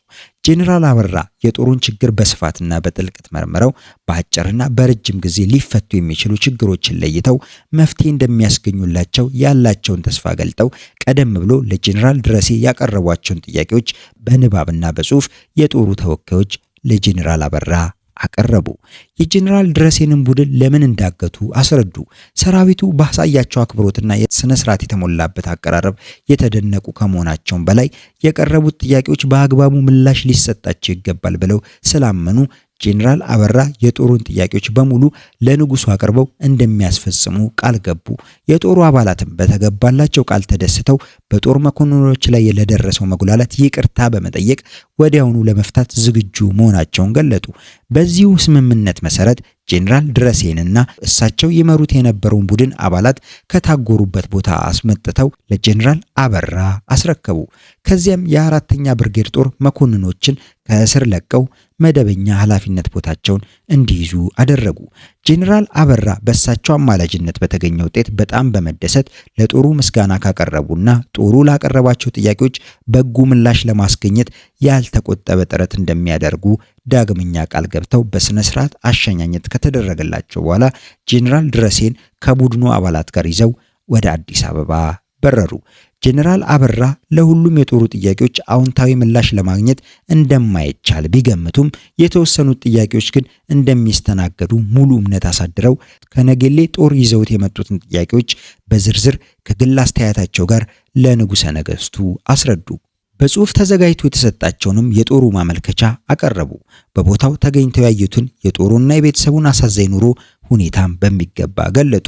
አንድ የሰራዊት አካል አድማ ቀስቅሶ ንጉሠ ነገሥቱ የሾማቸው መኮንኖች ከማሰሩም በላይ ንጉሱ ራሳቸው የላኩትን ቡድን በድፍረት ማገቱ ቅር ቢያሰኛቸውም ጉዳዩን በጥሞና መመርመር አስፈላጊ መሆኑን ንጉሠ ነገሥት ቀዳማዊ አፄ ኃይለ ሥላሴ ተገነዘቡ። ከዚሁ ግንዛቤ በመነሳት ጉዳዩን የሚመለከታቸው ሚኒስተሮችና ከፍተኛ የጦሩ ጄኔራሎች በጠቅላይ ሚኒስተር አክሊሉ ሀብተወልድ ሰብሳቢነት ተሰብስበው ከሁሉም አቅጣጫ አገናዝበውና አመዛዝነው ጥያቄዎቹን እንዲመረምሩና የውሳኔ ሐሳብ እንዲያቀርቡላቸው መመሪያ ሰጡ። የተሰየመው ኮሚቴ ለአንድ ወር ያህል በጉዳዩ ላይ ሰፊ ውይይትና ክርክር አካሄደ። በርካታ ሐሳቦችና አስተያየቶችን ቀረቡ። በውይይቱ ወቅት ግን በአንድ ሐሳብ ላይ ለመስማማት ሳይቻል ቀረ። የኮሚቴው አባላት በሐሳብ ተለያዩ። የቀረቡትን ጥያቄዎች በደፈናው ውድቅ ማድረግ አንችልም፣ ያለ ጥርጥር ጦሩ ችግር አለበት፣ ባይሆን እንኳን ለተወሰኑት ጥያቄዎች አዎንታዊ ምላሽ ሰጥተን የቀሩትን በጊዜ ሂደት ሊስተናገዱ ይገባል። የሰባት ብሩ ጥያቄ ይህን ያህል መጋነን የለበትም። በጡረታ በጀት ላይ የሚያስከትለው ጭማሪ አነስተኛ ስለሆነ ወደ ደሞዝ ብናዞረው አይጎዳም። ይህን ለማድረግ ባንችል ሊከተል የሚችለውን አደጋ ከግንዛቤ ውስጥ ማስገባት ይኖርብናል የሚል አስተያየት የሰጡ የኮሚቴ አባላት ተገኙ። አብዛኞቹ የኮሚቴው አባላት ግን ከዚህ በተቃራኒ አቋም ያዙ። ብሩ መጨመር የለበትም አሉ። ጦሩ ላቀረባቸው ጥያቄዎች አዎንታዊ ምላሽ ቢሰጥ በብዙ አቅጣጫ የሚያስከትለው ጉዳት በቀላሉ ሊጠገን የሚችል አይሆንም። በቅድሚያ በበጀት ላይ የሚመጣው ጫና መጤን አለበት። የሀገራችን ኢኮኖሚ በጣም ደካማ መሆኑ እየታወቀ ጦሩ ያቀረባቸውን ጥያቄዎች በከፊልም ቢሆን ለማሟላት ይቻላል ብሎ መገመት ዘበት ነው። የምግብና የውሃ አቅርቦት ማሻሻል፣ የተሟላ የሕክምና አገልግሎት መስጠት፣ ልብስና ጫማ እንደተጠየቀው ማቅረብ፣ ሌሎችንም ችግሮች መፍታት በምንም ተአምር አይቻልም። ከዚህም በላይ አንድ የጦር ክፍል በአድማ ተነሳስቶ አለቆቹን በማሰር ለሚያቀርባቸው ተገቢ ያልሆኑ ጥያቄዎች ሁሉ በጎ ምላሽ የምንሰጥ ከሆነ መቆሚያው የት ነው? ነገ ውሎ አድሮ የፖለቲካ ጥያቄ አንግቦ ቢነሱ ምን ምላሽ መስጠት እንችላለን? ስለዚህ ለሌላውም የጦር ክፍል መቀጣጫ እንዲሆን የመጨረሻ ማስጠንቀቂያ ሰጥቶ የኔጌሌውን ጦር መበታተን ከዚያም አልፎ የሚያስቸግርና በአመፁ ተግባር የሚገፋበት ሆኖ ከተገኘ በሌላ ጦር መምታት ለችግሩ የመጨረሻ መፍትሄ ያስገኛል በሚለው ሐሳብ ላይ የኮሚቴው አባላት ተስማሙ። ይህም ስምምነት አሳዛኝ ውጤት ሊያስከትል ተቃረበ።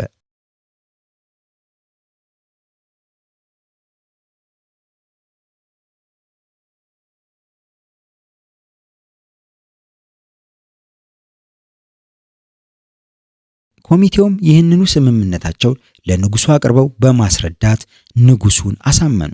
ንጉሱ የቀረበላቸው የውሳኔ ሐሳብን ተመልክተው ከደገፉ በኋላ ውሳኔው በምድር ጦር በኩል ለኔጌሌ ጦር እንዲገለጥ የመከላከያ ሚኒስተርም ውሳኔውን አመቺ በመሰለው መንገድ እንዲያስፈጽም ሙሉ ስልጣን ንጉሱ ሰጡ።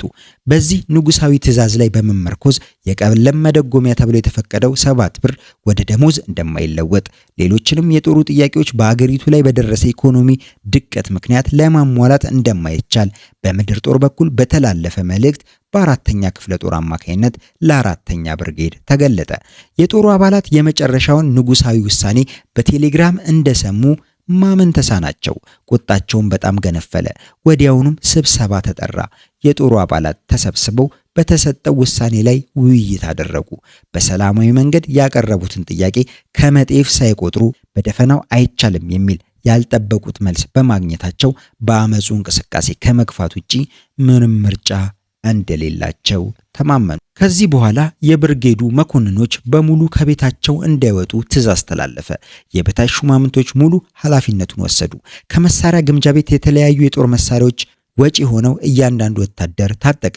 የኔጌሌ ከተማ የመገናኛ ጣቢያዎችን፣ የአየር ማረፊያ ሜዳውን፣ ልዩ ልዩ የመንግስት መስሪያ ቤቶችን፣ የከተማውን ዙሪያና ገዢ ቦታዎችን፣ የጦር ሰፈሩንና አካባቢውን፣ ወደ ከተማዋ የሚያመሩትን መንገዶች በሙሉ ተቆጣጠሩ።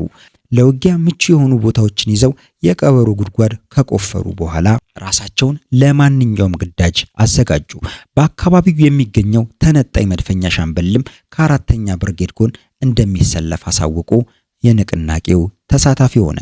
ምንም አይነት ኃይል ሊመታቸው ቢመጣ ለመከላከል የሚያስችላቸው ሁኔታ መፈጠሩን ካረጋገጡ በኋላ ለንጉሱ ያቀረቡትን አቤቱታ ይዘት በመዘርዘር ተቀባይነት ማጣቱን አስፈጽማለሁ ብሎ ጥያቄያቸውን ይዞ የሄደውን ቡድንም ቃሉን አለማክበሩን፣ የነሱ ችግር የሁሉም ጦር ችግር መሆኑን በስፋት አትተው ሁሉም የጦር ክፍሎች ከጎናቸው እንዲሰለፉና እንዲተባበሯቸው ጥሪ የሚያደርግ የቴሌግራም መልእክት በመላው ሀገሪቱ ለሚገኙ የጦር ክፍሎች ሁሉ አስተላለፉ።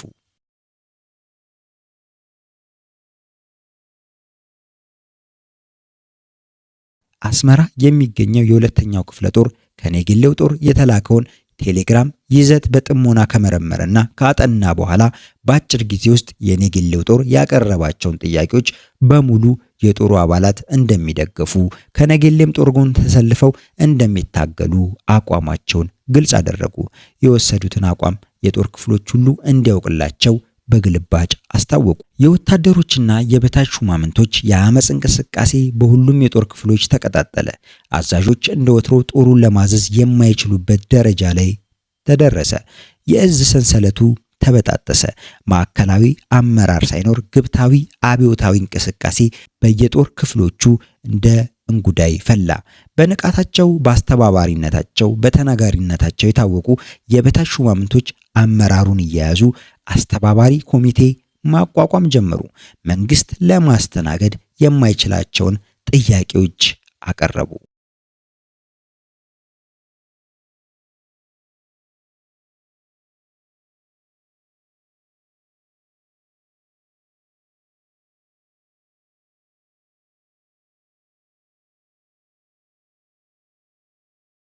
በየካቲት 5 ቀን ደብረ ዘይት በሚገኘው የአየር ኃይል ሰፈር የሰራዊቱ አባላት በማስተር ቴክኒሻን ግርማ ዘለቀ አስተባባሪነትና መሪነት የአየር ኃይሉን ሰፈር በቁጥጥራቸው ስር አውለው የኑሮና የሥራ ሁኔታ እንዲሻሻል የደሞዝ ጭማሪም እንዲደረግ ጥያቄ ከማቅረባቸው በተጨማሪ በተማሪዎችና በመምህራን የቀረቡ ጥያቄዎችንም ደገፉ። ለተግባራዊነቱም እስከ መጨረሻው እንደሚታገሉ በይፋ ገለጡ። በየካቲት 17 ቀን በምስራቅ ኢትዮጵያ የሚገኘው የሶስተኛው ክፍለ ጦር አባላት አመፀው በመነሳት የድሬዳዋን፣ የሐረርን ከተሞች፣ መንግስታዊ ተቋማትን፣ የተለያዩ ድርጅቶችን፣ የጦር ሰፈሮችን፣ የመገናኛና የአየር ማረፊያ ጣቢያዎችን በቁጥጥራቸው ስር በመዋል የክፍለ ጦሩን አዛዥ ጄኔራል ኃይሌ ባይከዳኝን አሰሩ። የኔጌሌን ጦር አቋም በመደገፍ የደሞዝ ጭማሪም እንዲደረግ ጥያቄ አቀረቡ። ለዚህም የአመፅ እንቅስቃሴ ድጋፍ እንዲያደርጉላቸው ለሌሎች የጦር ክፍሎች ድምጻቸውን አሰሙ። ከየአቅጣጫው ጦሩ ያቀረበው የደሞዝ ጭማሪ አስቸኳይ ምላሽ ካላገኘ እንደ ሰደድ እሳት እየተቀጣጠለ የመጣው እንቅስቃሴ ጸንቶ የቆየውን የአፄ ኃይለ ሥላሴ መንግስት አደጋ ላይ ሊጥለው እንደሚችል ተገመተ። በዚህ ግምት መነሻ የካቢኔ ሚኒስትሮች ጄኔራል አብይ አበበና ራስ አስራተ ካሳ በተገኙበት የካቲት 16 ቀን 1966 ዓ.ም ተሰብስበው ሰፊ ውይይት በማድረግ ለወታደሩ ክፍል የደሞዝ ጭማሪ እንዲደረግ በመስማማት የውሳኔ ሐሳብ ለንጉሱ አቀረቡ። ንጉሱም የቀረበውን ሐሳብ እንዳለ ተቀበሉት። ቀደም ብሎ ሁሉም የጦር ክፍሎች ንጉሱ ፊት ጦሩን ወክለው የሚቀርቡ መርጠው እንዲልኩ በታዘዙት መሰረት የካቲት 18 ቀን የሁሉም የጦር ክፍሎች ተወካዮች በፍልውሃ አካባቢ ተሰበሰቡ። ለምን እንደተፈለጉ ገለጣ ከተደረገላቸው በኋላ በሰልፍ ሆነው ወደ ኢዮቤልዩ ቤተመንግስት አመሩ። ቤተመንግስት እንደደረሱ በቤተመንግስቱ ፊት ለፊት በሚገኘው ሜዳ ተሰብስበው የንጉሱን መምጣት እንዲጠባበቁ ተደረገ። ሚኒስትሮችና ከፍተኛ የመንግስት ባለስልጣናት ከቤተ መንግስቱ ወጥተው በሰራዊቱ ፊት ለፊት ቆሙ። ቀጥሎም ንጉሱ ፊታቸውን አጥቁረውና አኮሳትረው ከቤተ መንግስቱ ወጥተው ቦታቸውን ያዙ። ንጉሱ ፊት እንዲነበብ በቅድሚያ የተዘጋጀው ጽሑፍ ሻለቃ ታምራት ጎበዜ አነበበው። ጽሑፉ በአጠቃላይ ይዘቱ የወታደሩን ጎስቋላ ህይወት፣ ወታደሩና ቤተሰቡ በኑሮ ውድነት ምክንያት የተከሰተውን የኑሮ ሸክም መሸከም የማይችሉበት ደረጃ ላይ መድረሳቸውን፣ በየዕለቱ የሚፈጸምባቸውን የአስተዳደር በደሎች የሚያብራራ ሆኖ በመጨረሻ ንጉሱ መፍትሄ እንዲያገኙለት የሚያሳስብ ነበር። የጦሩ ጥያቄ ተነቦ እንዳበቃ በንጉሱ ገጽታ ላይ የማልቀስ ሁኔታ በግልጽ ተስተዋለ ይላሉ በወቅቱ የነበሩ የዓይን እማኞች። የእሳቸውን ሁኔታ የተመለከቱት ሚኒስትሮችም ሁሉ እንባ በእንባ ሆኑ። እዛ የተሰባሰቡት ወታደሮች በሙሉ የንጉሱን እንደዛ መሆን በማየታቸው ተደናገጡ፣ በሁኔታውም አዘኑ። ንጉሱ ያንን ገጽታ ያሳዩት ጦሩ በደረሰበት የአስተዳደር በደል ወይም የኑሮ ውድነት ስላንገላታው አዝነውና ተጸጽተው ሳይሆን ጦሩ ባልጠበቁትና ባላሰቡት ሁኔታ ተንሰቅስቆ በማስገደድ ደሞዝ ለማስጨመር ቆርጦ መነሳቱን መለኮታዊ ኃይል የተገነባው መንግስታቸውን የሚያናጋ እርምጃ በመውሰዱ ነው እንጂ ለወታደሩ አዝነው አይደለም ይላሉ ሻምበል ፍቅረ ስላሴ ወግደረስ እኛና አብዮቱ በሚለው መጽሐፋቸው። ንጉሱ አይናቸውን ጠረግ አድርገው ለወታደሩ የደሞዝ ጭማሪ መፈቀዱን አስታወቁ። ንጉሱ የሰባት ብሩን የቀለም መደጎሚያ ወደ ደሞዝነት አላዘዋውሩም ሲሉ እንዳልነበር ሁሉ በጦሩ አመጽና አስገዳጅነት ለወታደሩ ከቀለብ ድጎማው በተጨማሪ 18 ብር ለመኮንኖች፣ 49 ብር የእጅ ብልጫ ክፍያም ከ30 ብር ወደ 50 ብር ከፍ እንዲል ከማዘዛቸውም በላይ የጦሩ አባላት ያቀረቧቸው አስተዳደራዊ ችግሮች በአስቸኳይ እንዲፈቱ ትዕዛዝ ሰጡ። ይህም ውሳኔ ከመጋቢት 1 ቀን ጀምሮ ተግባራዊ እንደሚሆን ተነገረ። ጦሩም በተሰጠው ውሳኔ ተደስቶ ንጉሱን ካመሰገነ በኋላ ተበተነ። በንጉሱ መልካም ፍቃድ ለሚወዱት ሰራዊታቸው የደሞዝ ጭማሪ መደረጉን፣ ለመምህራን ደሞዝ መጨመሩን፣ የነዳጅ ዋጋ ጭማሪ መነሳቱን፣ ሴክተር ሪቪው የሚባለው የትምህርት ፖሊሲ በስራ ላይ እንዳይውል መወሰኑን በዕለቱ በኢትዮጵያ ሬዲዮ ለህዝብ ተገለጠ። ይህ ውሳኔ በመሰጠቱ በህዝቡና በሰራዊቱ ውስጥ የተጀመረው ንቅናቄ ያከትማል። ለአብዛኛው ጥያቄያቸው አጥጋቢ ምላሽ ስለተሰጠ ከዚህ በኋላ የሚያነሱት ጥያቄ አይኖርም የሚለውን እምነት ሳይውል ሳያድር አቃወሰው። አስመራ የሚገኘው የሁለተኛ ክፍለ ጦር አባላት በንጉሱ የተፈቀደውን የደሞዝ ጭማሪ በደስታ አልተቀበሉትም። ጭማሪው ከኑሮ ውድነት አንጻር በጣም አነስተኛ ነው ብለው አዲስና በአይነቱ ለየት ያለ የአመጽ እንቅስቃሴ ጀመሩ። በመጋቢ የ50 አለቃ ዮሐንስ፣ በሻለቃ ባሻ ሽፈራውና በሻምበል ባሻ ግዛው ቀስቃሽነት አመራር ሰጭነት በአስመራና አካባቢዋ የሚገኙ የጦር ክፍሎች በሙሉ ፎርቶ ባለው የጦር ሰፈር ተወካዮቻቸውን እንዲልኩ መመሪያ ተላለፈ። የተወሰኑ የበታች ሹማምንቶችና ወታደሮች ተሰብስበው አስተባባሪ ኮሚቴ መሰረቱ። የክፍለ ጦሩ መኮንኖች በሙሉ ከቤታቸው እንዳይወጡ ትዕዛዝ ተላልፎ በጦሩ ንዑሳን ክፍሎች በሙሉ የበታች ሹማምንቶች ስር ወደቁ። ወታደሮቹ የጦር መሳሪያ ከግምጃ ቤት አውጥተው ታጠቁ። የመገናኛ ጣቢያዎች የተለያዩ የመንግስት ድርጅቶችን በባንኮችና የአውሮፕላን ማረፊያውን ከተቆጣጠሩ በኋላ የሬዲዮ ጣቢያውን ያዙ። የጦር ክፍሉ በአመጽ ተነሳስቶ የሬዲዮ ጣቢያ ሲይዝ ይህ የሁለተኛ ክፍለ ጦር ወታደሮች ድርጊት የመጀመሪያ ሲሆን የንቅናቄው ሀገር አቀፋዊ ባህሪ ይበልጥ አጎላው። የተቋቋመው ኮሚቴ ሬዲዮ ጣቢያውን ከያዘ በኋላ 22 ነጥቦች የያዘውን ጥያቄ በሬዲዮ አስነገረ። ንጉሱ የፈቀዱት የደሞዝ ጭማሪ የሰራዊቱን ፍላጎት የማያረካ በመሆኑ አንድ የወታደር ደሞዝ መነሻ 150 ብር እንዲሆን የሚለው ዋናውና መሰረታዊ ጥያቄ ሆኖ ቀረበ።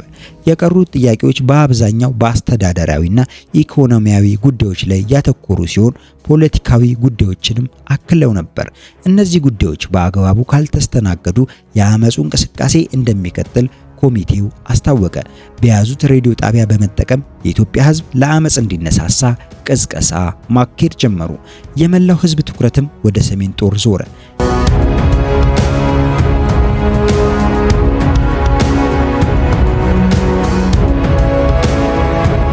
ያልተጠበቁ ክስተቶች ከየአቅጣጫው መታየታቸው ግራ ያጋባው የአፄ ኃይለ ሥላሴ መንግስት የሁለተኛው ክፍለ ጦር ድርጊት ከሁሉም በይበልጥ አስጨነቀው፣ አሳሰበውም። የጭንቀቱና የሐሳቡ መሰረታዊ ምክንያቶች ሁለት ነበሩ።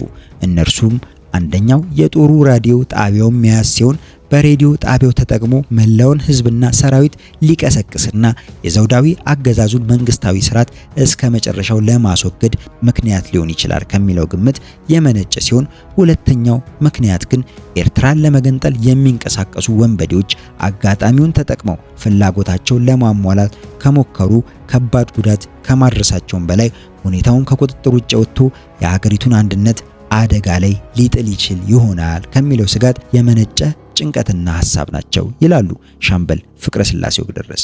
በዚህም የተነሳ በአስቸኳይ አንድ መልእክተኛ ንጉሱ ልከው ከአመጹ መሪዎች ጋር ንግግር እንዲጀመር ተወስኖ በጀነራል አሰፋ አያና የሚመራ መልእክተኛ ቡድን ወደ አስመራ ተላከ።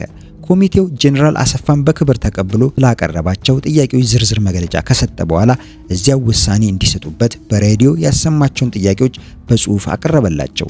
ጀነራል አሰፋም ለጥያቄዎቹ መልስ ለመስጠት እንዳልመጡ ግልጽ አድርገው የሀገሪቱ ኢኮኖሚ የፖለቲካ ችግሮችን በማስረዳት በቅርቡ ከተፈቀደው የደሞዝ ጭማሪ ውጭ ምንም ጭማሪ ማድረግ እንደማይቻል በማስረዳት የቀረበውን የደሞዝ ጭማሪ ጥያቄ የሚያነሱ ለመግባባትና ጦሩ የተጣለበትን የሀገሪቱን አንድነት የማስጠበቅ ኃላፊነት በማስታወስ በአጋጣሚው ወንበዴዎች ተጠቅመው ሀገሪቷን አደጋ ውስጥ እንዳይጥሏት ለማስገንዘብ ሞከሩ። ይሁን እንጂ የጀነራል አሰፋ ገለጣና ማብራሪያ የኮሚቴውን አባላት ሳያረካ ቀረ። በዚህም ሁኔታ የሰሜኑ የጦር እንቅስቃሴ አስተባባሪዎች የራሳቸውን አቋም ለማብራራትና የልዑካን ቡድን አባላቱን ለማሳመን ከፍተኛ ጥረት አደረጉ። በቅርቡ ነፃነቷን የተጎናጸፈችው ሶማሊያ እንኳን ለወታደሮቿ መነሻ ደሞዝ 100 ብር ስታደርግ የረጅም ጊዜ አገልግሎት በታማኝነት ለሰጠነው የኢትዮጵያ ወታደሮች መነሻ ደሞዝ 150 ብር ቢያንስ እንጂ የሚበዛብን ሊሆን አይችልም። ስለሆነም ያቀረብነው ጥያቄ ተገቢና አሳማኝ መሆኑን ተገንዝባችሁ አሁኑኑ አርኪ ምላሽ እንድትሰጡን ይሁን ብለው አቋማቸውን አጠናከሩ።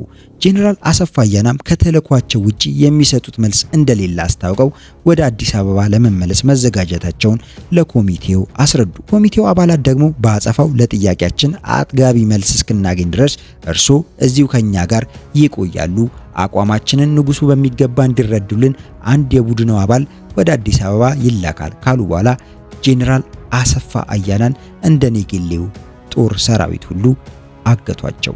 ወደ አዲስ አበባ የተላከው ግለሰብ በአስመራ የተመለከተው ምስቅልቅል ሁኔታ የጦሩ አዛዦች ብዙዎቹ በእስር ቤት እንደሚገኙና እዙ በጠቅላላው በበታች ሹማምንቶች እጅ እንደወደቀ የኮሚቴው መሪዎችም ያቀረቡት ጥያቄዎች ፍጻሜ ካላገኙ ወደ ጦር ሰፈራቸው እንደማይመለሱ ማረጋገጡን ጄኔራል አሰፋ መታሰራቸውን ለንጉሱ ግልጽ አድርጎ ግርማዊነታቸው አስቸኳይ ምላሽ ካልሰጡ ለኤርትራ ተገንጣዮች ምቹ ሁኔታ ተፈጥሮ የሀገሪቷ አንድነት አደጋ እንደሚገጥመው የተላከው ሰውዬ አስረዳ።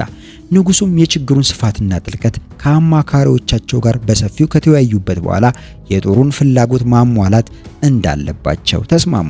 ሰራዊቱ ያቀረባቸውን ጥያቄዎች በሙሉ እንደሚሟሉ ለኮሚቴው እንዲገልጹ በሚልም የእልፍኝ አስከልካዩ ጄኔራል አሰፋ ደምሴ የንጉሱ ልዩ መልእክተኛ ሆነው ወደ አስመራ ተላኩ።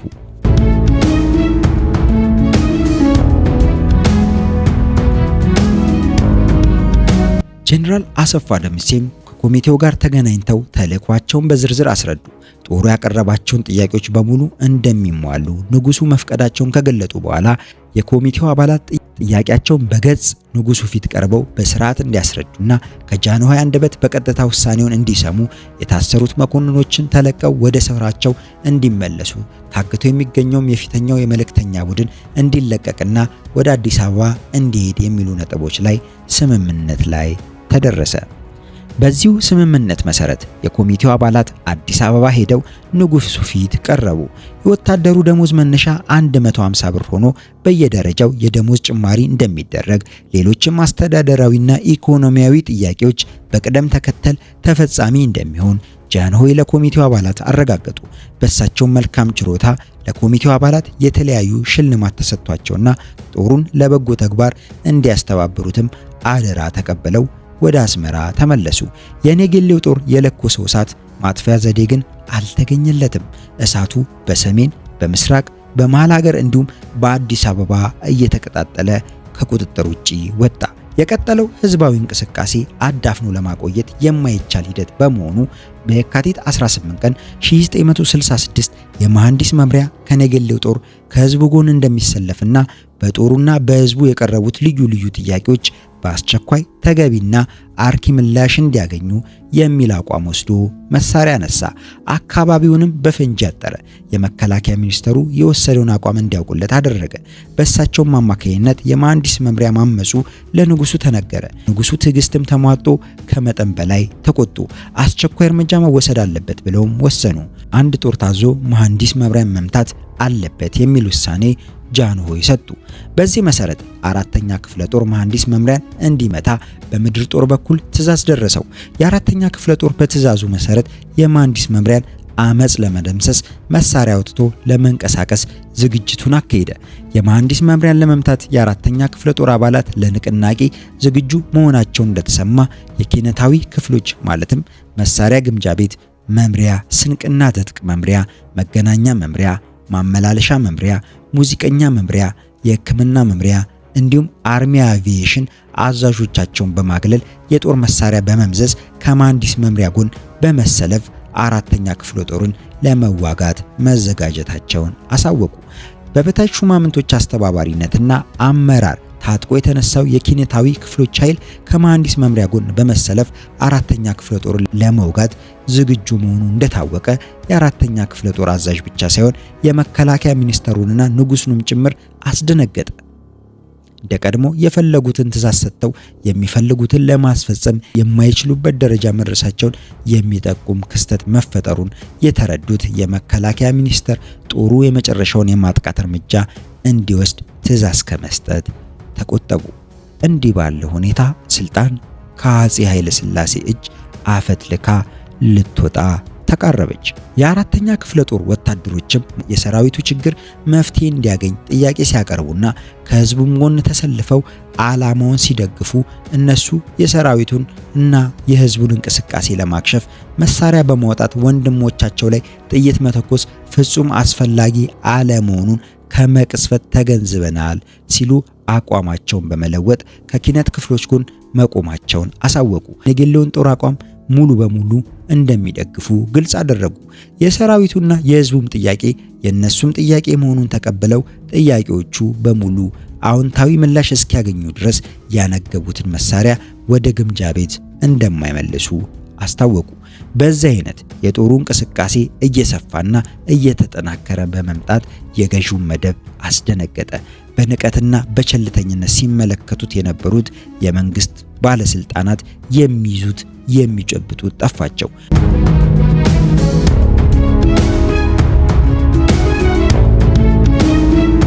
በየካቲት 20 ቀን 1966 ዓመተ ምህረት የጸሐፊ ትእዛዝ አክሊሉ ሀብተወልድን ካቢኔ ማሰናበታቸውን ንጉስ ኃይለ ሥላሴ ይፋ አደረጉ።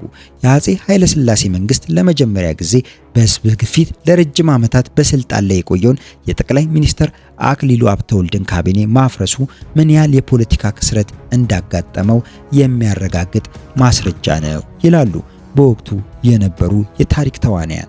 የካቢኔ ሚኒስትሮች ከስልጣን መውረድ የህዝቡን ትግል ውጤት በመጠኑ የሚያስደስት ቢሆንም መሰረታዊ ጥያቄዎችን የሚመልስ ነበረ ማለት አልተቻለም። ለትግሉ መጠናከር ግፊት ሰጠ እንጂ ህዝብን ከትግል የሚያዘናጋ አልሆነም ይላሉ።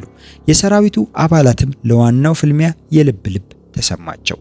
ንጉሱ በየካቲት 21 ቀን 1966 በትምህርታቸው ከኦክስፎርድ ዩኒቨርሲቲ ማስተርስ ዲግሪ ያገኙትን በስራ ከፍተኛ ልምድ ያካበቱትን ከመኳንንት ዘር የተወለዱ በጋብቻ ከራስ አስራተ ካሳ የሚዛመዱና ለንጉሱና ለዘውዱ ታማኝ አገልጋይ የነበሩትን እንዲሁም መጠነኛ ለውጥ በማምጣት የኃይለ ሥላሴ መንግስት ከፖለቲካ ቆስ ማውጣት ይቻላል ብለው የሚያምኑትን ልጅ እንዳልካቸው መኮንንን ጠቅላይ ሚኒስትር አድርገው በአክሊሉ ሀብተወልድ ቦታ ሾሟቸው።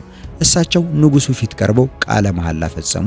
ከጠቅላይ ሚኒስትሩ ሹመት ጋር ጄኔራል አብይ አበበ የመከላከያ ሚኒስትር ሆነው ተሾሙ። በልጅ እንዳልካቸው የሚመራው የአዲሱ ካቢኔ አባላት በየካቲት 23 ቀን ስም ዝርዝራቸው በይፋ ለህዝብ ተገለጠ። በየካቲት 20 ቀን የቀድሞ ካቢኔው እንደፈረሰ ከአርሚ አቪዬሽን እና ከመሐንዲስ መምሪያ የተውጣጡ ጥቂት የበታች ሹማምንቶችና ወታደሮች በኪነታዊ ክፍሎች እየተዘዋወሩ የዚህ መንግስት አቋም በተናጋበት ወቅት ብቻ ስለሆነ መብታችንን ማስከበር የምንችለው በህብረት ጥያቄያችንን እንድናቀርብ ከየክፍሉ ተወካይ የመረጣችሁ ወደ አራተኛ ክፍለ ጦር እንድትልኩ የሚል ጥሪ አቀረቡ። ባካሄዱትና ቅስቀሳ ባቀረቡት ጥሪ መሰረትም በየካቲት 21 ቀን 1966 ከሁሉም ኪነታዊ ክፍሎች ከአርሚ አቪዬሽን እና ከአራተኛ ክፍለ ጦር ተመርጠው የወጡት ተወካዮች በአራተኛ ክፍለ ጦር ግቢ ውስጥ የመጀመሪያውን ወታደራዊ አስተባባሪ ኮሚቴ አቋቋሙ። የኮሚቴው ብዛት ከ50 እስከ 60 ሲሆን ኮሚቴውም ሰብሳቢ ሲኒየር ኤርክራፍትስማን ዮሐንስ ፍትዊ እንዲሁም ጸሐፊው ሲኒየር ኤርክራፍትስማን ግርማ ፍስሐ ናቸው። በአጠቃላይ አመራር በመስጠትና በማስተባበር ግንባር ቀደም ሚና የተጫወቱት አባላት ሲኒየር ኤርክራፍትማን ዮሐንስ ፍትዊ ከአርሚ አቪዬሽን፣ ሲኒየር ኤርክራፍትማን ግርማ ፍስሐ ከአርሚ አቪዬሽን፣ ሻምበል ባሻ ጌታውን አቦዬ ከምድር ጦር መገናኛ መምሪያ፣ ሻለቃ ባሻ ደምስ ያብተው ከጦር ኃይሎች ጠቅላይ መምሪያ፣ ሻለቃ ባሻ ታምራት ፈዬ ከጦር ኃይሎች ጠቅላይ መምሪያ፣ የ50 አለቃ አለማየሁ አየለ ከማመላለሻ መምሪያ፣ የ10 አለቃ ግርማ አየለ ከሙዚቃ መምሪያ፣ ሻምበል ባሻ አድማሱ አየለ ከምድር ጦር ስንቅና ትጥቅ መምሪያ፣ የ50 አለቃ ከበደ አበጋዝ ከምድር ጦር ጠቅላይ መምሪያ፣ የ50 አለቃ ወርቁ ጋዲሳ ከአራተኛ ክፍለ ጦር፣ ወታደር በቀለ ወልደ ጊዮርጊስ ከመሐንዲስ መምሪያ፣ የ10 አለቃ እሸት ወልደ ሰንበት ከአራተኛ ክፍለ ጦር፣ የ10 አለቃ ዳኘ ወልደ ስላሴ ከመሐንዲስ መምሪያ ነበሩ። ኮሚቴው የመጀመሪያ ተግባር አድርጎ የወሰደው ንጉሱ በህዝብ ላይ በደል ፈጽመዋል ብለው ያባረሯቸውን ሚኒስተሮች በቁጥጥር ስር ማዋል ነበር። ለወታደሩ ጎስቋላ ኑሮ፣ በአገራችን ለደረሰው የረሃብ እልቂት፣ ለህዝቡ ሁለንተናዊ ችግር ስቃይ በዋነኝነት ተጠያቂ መሆን ያለባቸው በወደቀው ካቢኔ ውስጥ የነበሩ ሚኒስትሮች ናቸው የሚል ጠንካራ እምነት የኮሚቴው አባላት ስለነበራቸው ሚኒስተሮቹን ከየቤታቸው እየለቀመ እስር ቤት ውስጥ ከተቷቸው። በዕለቱ 17 ሚኒስትሮች በአራተኛ ክፍለ ጦር ግቢ ውስጥ እንዲታሰሩ ተደረገ። ብዙም አልቆየም፣ ለጥበቃ አመች ወደ ሆነው ጎፋ ሰፈር አዘዋወሯቸው። ይህም እርምጃ ስርዓቱን የሚፈታተን ብቻ ሳይሆን የስርዓቱ የመውደቂያ ጊዜ እየተቃረበ መምጣቱን የሚያበስር ታላቅ ደውል ሆነ።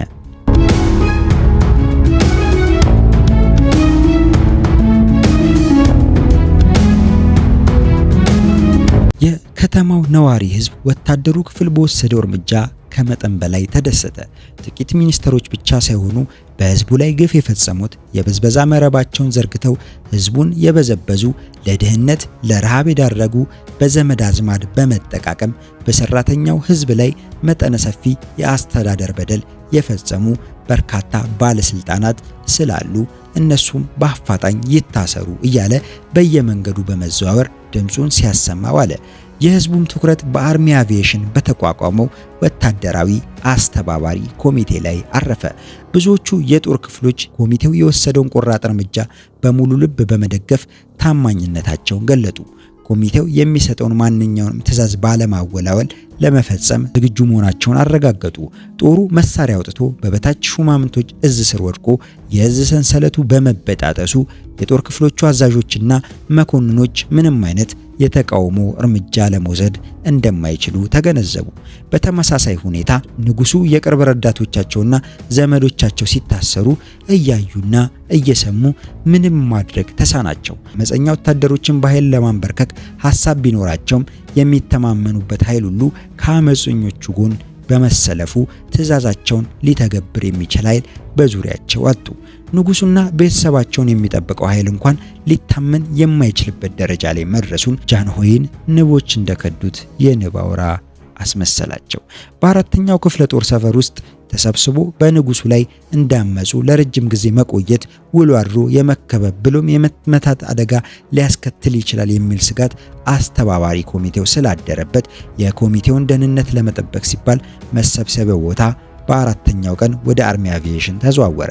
ወደ አርሚ አቪዬሽን መዘዋወር ያስፈለገበት ምክንያት የኮሚቴው ሰብሳቢ የአርሚ አቪዬሽን አባል ስለነበረ፣ የአርሚ አቪዬሽን አባላት በነበራቸው አንጻራዊ የተሻለ ንቃት ለእንቅስቃሴው ሙሉ ድጋፍ ስለሚሰጡ፣ የአርሚ አቪዬሽን የጦር ሰፈር ከመሃል ከተማ ወጣ ባለ አካባቢ በመገኘቱ አጥቂ ኃይል ቢመጣ እንኳን በቀላሉ ለመከላከል ያስችላል ተብሎ በመገመቱ የአርሚ አቪዬሽን አዛዥ የነበሩት ኮሎኔል ይገዙ ይመኑ ለንቅናቄው በጎ አመለካከት ስለነበራቸው ኮሚቴውን አሳልፈው አይሰጡም የሚል እምነት ስለነበረ ነው። ኮሚቴው ወደ አርሚ አቪዬሽን ከተዘዋወረ ከጥቂት ቀናት በኋላ አዲሱ የመከላከያ ሚኒስትር ሆነው የተሾሙት ጄኔራል አብይ አበበና የምድር ጦር አዛዥ ጄኔራል ወልደ ስላሴ በረካ ኮሚቴውን ለማነጋገር ቦታው ድረስ መጡ። ሁለቱ ከፍተኛ የመከላከያ ሚኒስቴር ጉምቱ ባለስልጣኖች ኮሚቴውን ለማነጋገር ሰፊም ውይይት ለማድረግ መምጣታቸውን ኮሎኔል ይገዙ ገልጠው የኮሚቴው አባላት ጃንሆይ የላኳቸውን መልእክተኞች ተቀብለው እንዲያነጋግሯቸው ጥያቄ አቀረቡ።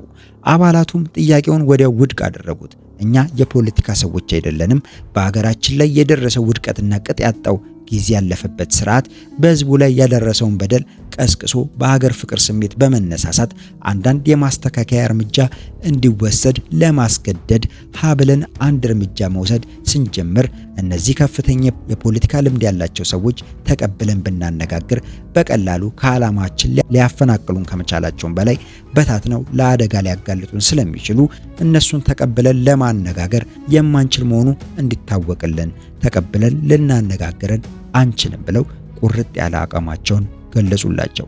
ኮሎኔል ይገዙ በለሰለሰ አነጋገር ወንድሞቼ ባካችሁ እኔንም አታሳፍሩኝ፣ መላው ጦር ከእናንተ ጎን እንደተሰለፈ ታውቃላችሁ። እናንተ የፈለጋችሁትን ትዕዛዝ ብትሰጡ ጦሩ ተግባራዊ ለማድረግ በተጠንቀቅ መገኘቱም ተረጋግጧል። ስለዚህ ምን የሚያሰጋችሁ ወይም የሚያስፈራችሁ ነገር ይኖራል ተብሎ ይገመታል? መልእክተኞቹ እናንተን ለማነጋገር እዚህ ድረስ መምጣታቸው እራሱ ከበስተጀርባችሁ የተሰለፈውን ኃይል ጥንካሬ የሚያመለክት ነው። እነሱን ተቀበላችሁ የምትፈልጉትን ጥያቄ አቀርቡላቸው። የሚያቀርቡትን ሐሳብ መቀበል ወይም አለመቀበል ምርጫው የእናንተ ነው። ማንም አያስገድዳችሁም። ይህንን እድል ሳትጠቀሙ ብትቀሩ ግን ምናልባት የሚጎዳው የተነሳችሁበትን ዓላማ ነው። ስለዚህ አስቡበትና መልስ ስጡኝ ብለው ኮሎኔል ይገዙ ተማጠኑ። የኮሚቴው አባላትም ተወያይተን መልሱን እንሰጣለን ብለው ኮሎኔል ይገዙን ከአዳራሽ ካስወጡ በኋላ በጉዳዩ ላይ ሰፊ ውይይት አደረጉ። በርከት ያሉ አባላት ንቅናቄው አንድ አቅጣጫ ሳንሰጠው መልእክተኞቹን ማነጋገር ሊጎዳን ይችላል፣ እነሱ በሚያደርጉልን ገለጣ ተመስጠን ምናልባት እንከፋፈል ይሆናል፣ እኛ በተከፋፈለንና በተበታተን ቁጥር ህዝቡ ተስፋ ይቆርጣል፣ በእኛም በወታደሮች ላይ እምነት ያጣል ብለው ስጋታቸውን የገለጡ የኮሚቴው አባላት ተገኙ። ብዙዎቹ ግን ተቀብለን እናነጋግራቸው፣ እነሱን ስላነጋገርን ብቻ ከዓላማችን እንዛነፋለን ማለት አይደለም፣ ከዚህም በላይ የእነሱን አመለካከት ማወቁ በተከታታይ ለምንወስዳቸው እርምጃዎች ይጠቅመናል ብለው አቋም ስለወሰዱ መልእክተኞቹን መቀበልና ማነጋገር ይገባል በሚለው ሐሳብ ላይ ስምምነት ላይ አስተባባሪው ኮሚቴ ደረሰ። በውሳኔው መሰረት ጄኔራል አብይ አበበ፣ ጄኔራል ወልደስላሴ በረካና ኮሎኔል ይገዙ ይመኑ ተፈቅዶላቸው ወደ አዳራሹ ገቡ። የኮሚቴው አባላትም ከመቀመጫቸው ተነስተው የአክብሮት አቀባበል አደረጉላቸው። በተዘጋጀውን ቦታ ተቀመጡ። ከተቀመጡም በኋላ ስለመጡበት ጉዳይ ገለጻ እንዲያደርጉ ተጋበዙ። ጄኔራል አብይ የጄኔራል ማዕረጋቸውን አድርገው ከወታደራዊ ግርማቸው ጋር በኮሚቴው ፊት ቀርበው ተልዕኳቸውን ለመናገር እድል ስለተሰጣቸው ኮሚቴውን አመስግነው ሰፊ ንግግር አደረጉ። የንግግራቸውም ይዘት አገራችን ከሁሉም አቅጣጫ ውጥረት ውስጥ ያለችበት ወቅት በመሆኑ በምስራቅ የሶማሊያ መንግስት ለወረራ መዘጋጀቱን፣ በሰሜን ምዕራብ የሀገራችን ክፍል ደግሞ የሱዳን መንግስትን በማስተባበር የወረራ እቅድ ማውጣታቸው፣ በመሃል ሀገር ደግሞ የሚስተዋለው የፖለቲካ ትርምስ ለጠላቶቻችን ምቹ ሁኔታ እየፈጠረላቸው መሆኑን በስፋት ካብራሩ በኋላ የወታደሩ ክፍል የሀገራችንን አንድነት የማስጠበቅ ኃላፊነቱን ለመወጣት የሚችለው ወታደራዊ ስነ ስርዓት የእዝ ሰንሰለት ሲጠበቅ ብቻ መሆኑን ረገጥ አድርገው በማሳሰብ ከዚህ ተጻራሪ በሆነ መንገድ ለመጓዝ መሞከርና ሚኒስትሮችን ማሰር የበለጠ የመከላከል አቅማችንን ስለሚያዳክመው ጥንቃቄ በተሞላበት እርምጃ መራመድ ይኖርብናል። ይህ ካልሆነ ሀገራችን በቀላሉ የማትወጣው አዘቅት ውስጥ ትገባለች፣ በታሪክም ተወቃሽ እንሆናለን። ስለሆነም ዛሬ እዚህ የመጣ ነው የእናንተን እንቅስቃሴ ለመቃወም ሳይሆን አሁን በተያዘ ሁኔታ ቢከተል ሊከተል የሚችለው አስከፊና አሳዛኝ ውጤት ለማስገንዘብ ነው። ከዚህም በተጨማሪ በንጉሱ መልካም ፍቃድ ሀገሪቱ አቅሟ ባይፈቅድም ለወታደሩ ቅድሚያ በመስጠት ከፍተኛ የደሞዝ ጭማሪ መደረጉን አስታውሰው ተጨማሪ ጥያቄ ካላችሁ በጽሁፍ አዘጋጅታችሁ ለንጉሱ እንድታቀርቡ አደርጋለሁ። ለበጎ አመለካከታችሁ ተጨባጭ ማስረጃ እንዲሆን ከታሰሩት ሚኒስተሮች የተወሰኑትን ብትፈቱ ንጉሱ ተደስተው ለምታቀርቡት ጥያቄ በጎ ምላሽ ሊሰጡ ይችላሉ በማለት ጄኔራል አብይ አበበ ንግግራቸውን ደመደሙ። በንግግራቸው የብዙዎቹ አባላት ስሜት ተነካ፣ ሐሳባቸውን ዋዠቀ። በሀገሪቱ አንድ ያልተጠበቀ ችግር ቢከሰት በታሪክ ተጠያቂ እንሆናለን የሚል ፍርሃት አስተባባሪ ኮሚቴዎቹ አደረባቸው። ጄኔራል አብይ ስላደረጉት ሰፊ ገለጣ አመስግነው ከሰዓት በኋላ መልሱን እንደሚሰጧቸው ነግረው አሰናበቷቸው።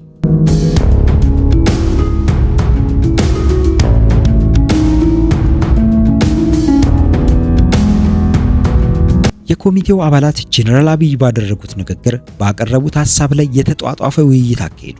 በአመጹ ገፍተን ከስልጣን የወረዱትን ሚኒስትሮች ብቻ ሳይሆን በስልጣን ባለጉትን ባለስልጣናት ሁሉ አስረን መሰረታዊ ለውጥ ሊያመጣ የሚችል የፖለቲካ ጥያቄ እናቅርብ፣ በዚህም ህዝብ የመረጠው መንግስት እንዲቋቋም ግፊት ማድረጉን እንቀጥልበት የሚል አቋም የነበራቸው አባላት ቢኖሩም አብዛኞቹ ይህንን ሐሳብ ሳይቀበሉት ቀሩ። በመጨረሻ ከብዙ ክርክር በኋላ የጦሩን ችግሮች የሚመለከቱ ጥያቄዎቻችን ብቻ አዘጋጅተን ንጉሱ ፊት እናቅርብ፣ ከዚሁ ጋር በከፍተኛ ደረጃ ህዝቡን የበደሉት ሚኒስተሮች ራሳቸው ንጉሱ እንዲቀጧቸው ለሳቸው እናስረክብ እና እንበተን በሚለው ሐሳብ ላይ ተስማሙ። በዚሁ መሰረት በሀገርና በህዝብ ላይ ከባድ የአስተዳደር በደል ፈጽመዋል የተባሉ ሚኒስተሮችን የስም ዝርዝር የጦሩ ጥያቄ ነው ተብሎ የተዘጋጀውን ጽሑፍ ይዘው የካቲት 27 ቀን 1966 ከሰዓት በኋላ ሁሉም የኮሚቴው አባላት በታላቁ ቤተ መንግስት ንጉሱ ፊት ቀረቡ። የኮሚቴው መሪ ከየካቲት 21 ቀን እስከ የካቲት 27 ቀን ያከናወኗቸውን ተግባራት ፈጸሙ ይገባል ብሎ ኮሚቴው ያቀረባቸውን ጥያቄዎች በዝርዝር ካነበበ በኋላ በከፍተኛ ደረጃ የህዝብ ቅሬታ ያለባቸው ሚኒስትሮች ንጉሱ ራሳቸው ከባድ ቅጣት እንዲበይኑባቸው ማስረከባቸውን ገልጦ የኮሚቴው አባላትም ተግባራቸውን ስላጠናቀቁ ከዚህ ሰዓት ጀምሮ ተበትነናል በማለት ጽሑፉን አስረከበ። ንጉሱም ፈገግ ብለው መልካም ነው፣ በጥያቄያችሁ መሰረት ሚኒስትሮቹን ተረክበናል ብለው ወደ መጡበት ተመለሱ። የኮሚቴውም አባላት ተበታተኑ። ይህ ውሳኔ በምሽት የሬዲዮና የቴሌቪዥን ፕሮግራም ለመላው ህዝብ ተነገረ። የመጀመሪያው የወታደራዊ አስተባባሪ ኮሚቴ በዚህ ሁኔታ እድሜው ተቀጨ።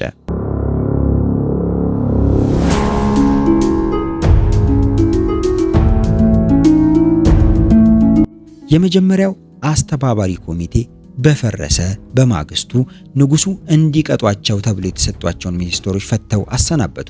ይህም ሁኔታ የኮሚቴው አባላት ንጉሱና ሚኒስትሮቻቸውን ለይተው መመልከታቸው ምን ያህል የዋህ እንደነበሩ አሳያቸው።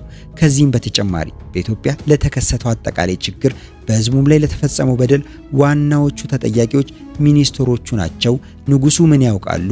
ንጉሱ አነስተኛ ጉዳይ እንኳን ቢሆን ሳያውቁትና ሳይስማሙበት ተፈጽሞ አያውቅም እየተባለ በጸጥታው ክፍልና በቤተ ክህነት ቀሳውስቶች አማካኝነት ሲሰራጭ የነበረውን ፕሮፓጋንዳ ህዝቡ አምኖ እንደተቀበለው ሁሉ የጦሩም አባላት የዚሁ ፕሮፓጋንዳ ሰለባ እንደነበሩ በግልጽ የሚያሳይ ድርጊት ሆነና የመጀመሪያው ወታደራዊ አስተባባሪ ኮሚቴ በዚህ መልኩ እድሜው ተቋጨ።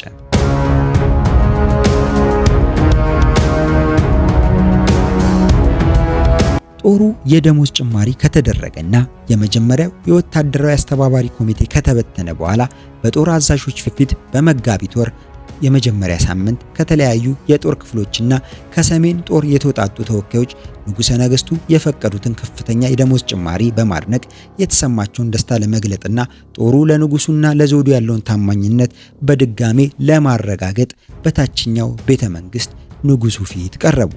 በአንድ ባሻ አማካኝነት የጦሩ ቃል ለንጉሱ ከተነበቡ በኋላ ተወካዮቹ ቆባቸውን ይዘው እጃቸውን ወደ ሰማይ 3 ጊዜ በማንሳት ለንጉሱ ረጅም ዕድሜ በመመኘት የተሰማቸውን ደስታ ገልጠው በአንድ ቃል ታማኝነታቸውን አረጋግጠው ተበተኑ። ከዚያን ቀን ጀምሮ ሁሉም የጦር አባል ፍላጎቱ ከሚጠበቀው በላይ ስለተሟላለት በጦር ሰፈሩ ከተተ። አስፈሪውና አሳሳቢው የወታደሩ እንቅስቃሴ ሲቀዘቅዝ የመላው ህዝብ እንቅስቃሴ እረጭ አለ። ያለ ወታደሩ ተሳትፎ የሰራተኛውም ሆነ የተማሪዎች እንቅስቃሴ የገዢውን መደብ ማናጋት ቀርቶ ነቅነቅ እንኳን ለማድረግ እንደማይችል በገሃድ ታየ። ንጉሱ አዲስ ካቢኔ በማቋቋማቸው ለውጥ የተደረገ መስሎ ህዝቡ ከትግል እንዳይዘናጋ ጉልቻ ቢቀያየር ወጥ አያጣፍጥም የሚል መፈክር አነሱ። አክሊሉና እንዳልካቸው አንድም ሁለትም ናቸው። ሁለቱም የአንድ ሳንቲም ሁለት ገጽታዎች ስለሆኑ ምንም የሥርዓት ለውጥ አልተደረገም ብለው በሰፊው ህዝቡን ቀሰቀሱ። አዲሱ ካቢኔም ወርዶ ህዝቡ የመረጠውን መንግስት ያቋቋም የሚል ፍጹም ሊተገበር የማይችልና ለቅስቀሳ ብቻ የሚውል ጥያቄ ማንሳት ጀመረ። የጦሩም ክፍል ከትግሉ መድረክ ተነጥሎ ወደ ጦር ሰፈሩ መክተቱን ለመቃወም ጦሩ ደሞዙን አስጨምሮ ሳንጃውን ወደ አፎቱ በማስገባት ወደ ጦር ሰፈሩ ተመለሰ በማለት ጦሩ ወደ ትግሉ መድረክ እንዲመለስ ታላላቅ ሰዎች ተማጠኑ። ጦሩ የህዝብ አለኝታ በመሆኑ ህዝብን አጋልጦ ከተጧጧፈው የትግል መድረክ እንዳያፈገፍግ በተለያዩ ዘዴዎቹ መቀስቀሱን ቀጠለበት። ከመጋቢት ወር መነሻ ጀምሮ እስከ ሚያዝያ ወር አጋማሽ በጦሩ ላይ የሚካሄደው ቅስቀሳ፣ ወቀሳ ባለማቋረጥ ቀጠለ። ወቀሳው በጥቅል በወታደሩ ክፍል ላይ ብቻ ሳይወሰን በግለሰብ ወታደሮች ላይም ተሰነዘረ። ይህም በሰራዊቱ አባላት አእምሮ እየሰረጸና ስሜታቸውን እየኮረኮረ በመምጣቱ እያንዳንዱ አባል ራሱን መጠየቅ ጀመረ።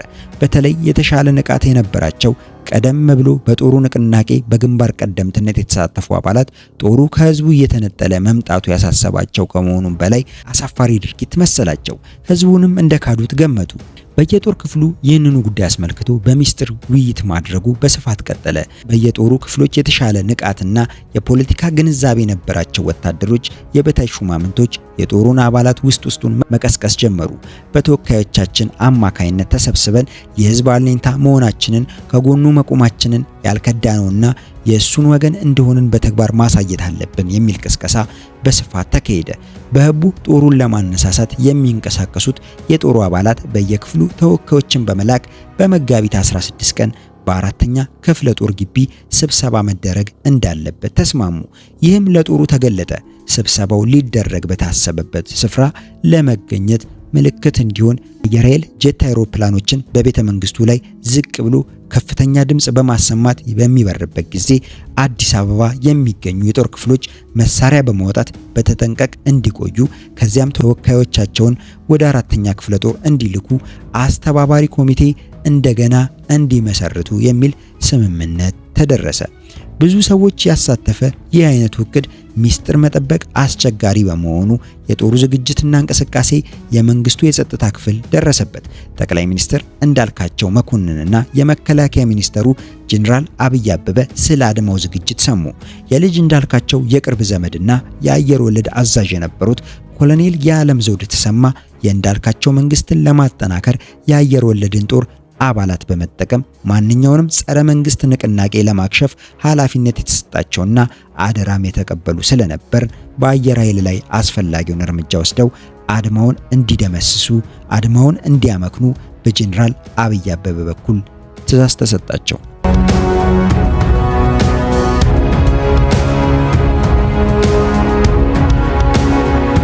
በመጋቢት 16 ቀን ይካሄዳል ተብሎ የታቀደውን የጦሩን አድማ ለማክሸፍ ዋናውን ሚና ለመጫወት በከፍተኛ ዝግጅት ላይ የነበረውን የአየር ኃይል ጦር ሰፈር ለመጋቢት 16 አጥቢያ ኮሎኔል የዓለም ዘውድ የአየር ወለድ በተጠናከረ ኃይል አሰማርቶ ከቦ ያዘ። የአየር ወለድ ጦር ከቀላል እስከ ከባድ መሳሪያ የታጠቀ ሲሆን የአየር ኃይል ሰራዊት ግን ምንም አይነት ትጥቅ ስላልነበረው የአየር ወለድ ጦር የአየር ጣቢያውን ሲቆጣጠር ምንም መሰናከል አልገጠመውም ነበር። ጠዋት የአየር ኃይል አባላት ወደ ስራ ቦታቸው ሲመጡ በሻምበል አብይ ኑርና በመቶ አለቃ ስለሺ በየነ የሚመራው የአየር ወለድ ጦር ወደ ሰፈራቸው እንዳይገቡ አገዳቸው። እንገባለን አትገቡም የሚል ውዝግብ ተነሳ። የታጠቀው ኃይል በመሳሪያ እያስፈራራ አባረረ። ምንም አይነት በረራ እንዳይደረግም ታገደ።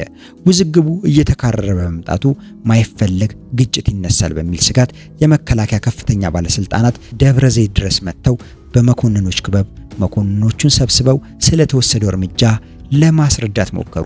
የሰራዊቱ አባላት ግን ሳይቀበሏቸው ቀሩ። ከበባው ይነሳልንና ስራችንን እንቀጥል የሚል ጥያቄ ብቻ አቀረቡ። በእቅዱ መሰረት በአዲስ አበባ የአይሮፕላኖች በረራ ባለመደረጉ የታሰበው የጦሩ ንቅናቄ ከሸፈ። ይቋቋማል ተብሎ የነበረውም ኮሚቴ ሳይቋቋም ቀረ። የአድማው እቅድ መክሸፉ ከተረጋገጠ በኋላ ከበባው ተነሳ። ከዚያም መደበኛ ስራው ቀጠለ። አንድ የአየር ወለድ ቡድንም በየጦር ክፍሉ እየተዘዋወረ አየር ኃይል አዲስ አበባን ለመደብደብና ህዝቡን ለመጨረስ እቅድ ስለነበረው ይህንኑ እቅዱን ለማክሸፍ የጦር ሰፈሩን ለመክበብ ተገደናል እያለ ገለጻ አደረገ። በመንግስት ላይ ሰራዊቱን ለአድማ በማነሳሳት አስተባብረዋል፣ አመራርም ሰጥተዋል ተብለው የተጠረጠሩ 28 የጦር አባላት ከአዲስ አበባ ልዩ ልዩ ክፍሎችና ከአየር ኃይል አድማው በከሸፈ በማግስቱ ከየቤታቸውና ከስራ ቦታቸው እየተለቀሙ ታሰሩ። በዚያ ወቅት ከታሰሩት አባላት መካከል ሻምበል ተከስተ አባይ ከማዕከላዊ ዕዝ፣ የ10 አለቃ ነጋሽ ዋቀዮ ከማዕከላዊ ዕዝ፣ የመቶ አለቃ ዳዊት ገብሩ በማዕከላዊ ዕዝ፣ ወታደር ሞላ ዘገየ ከማዕከላዊ ዕዝ፣ ሻምበል ወርቁ ጀርነት ከአራተኛ ክፍለ ጦር፣ የ10 አለቃ እሸት ወልደ ሰንበት ከአራተኛ ክፍለ ጦር፣ ወታደር ወርቁ ጋዲሳ ከአራተኛ ክፍለ ጦር፣ ወታደር ዜና ደጉ ከአራተኛ ክፍለ ጦር፣ ማስተር ቴክኒሻን አበባ አረጋ ከአየር ኃይል፣ ማስተር ቴክኒሻን ቢላል ዲዳ ከአየር ኃይል፣ ማስተር ቴክኒሻን ደጀኔ ደምሴ ከአየር ኃይል፣ ማስተር ቴክኒሻን ጌታቸው ገብረየስ ከአየር ኃይል፣ ማስተር ቴክኒሻን ሳምሶን እንድሪስ ከአየር ኃይል ናቸው። ኮሎኔል የዓለም ዘውድ ይህንን ሚስጥራዊ ንቅናቄ ያስተባብራሉ ተብሎ የጠረጠሯቸውን የጦር አባላት በማሰራቸውና ለጊዜውም ቢሆን ስብሰባው እንዳይካሄድ በማድረጋቸው በልጅ እንዳልካቸውና በንጉሱ ክብርና ሞገስ አገኙ። 500 ካሬ ሜትር የከተማ ቦታና ትልቅ መኖሪያ ቤት ሊያሰራ የሚችል የገንዘብ ስጦታ ተደረገላቸው። በኮሎኔል የዓለም ዘውድ የተወሰዱት እርምጃዎች ለጊዜው በጦር ውስጥ የሚካሄደውን እንቅስቃሴ ያዳከመው ቢመስልም በተቃራኒው አጋጋለው።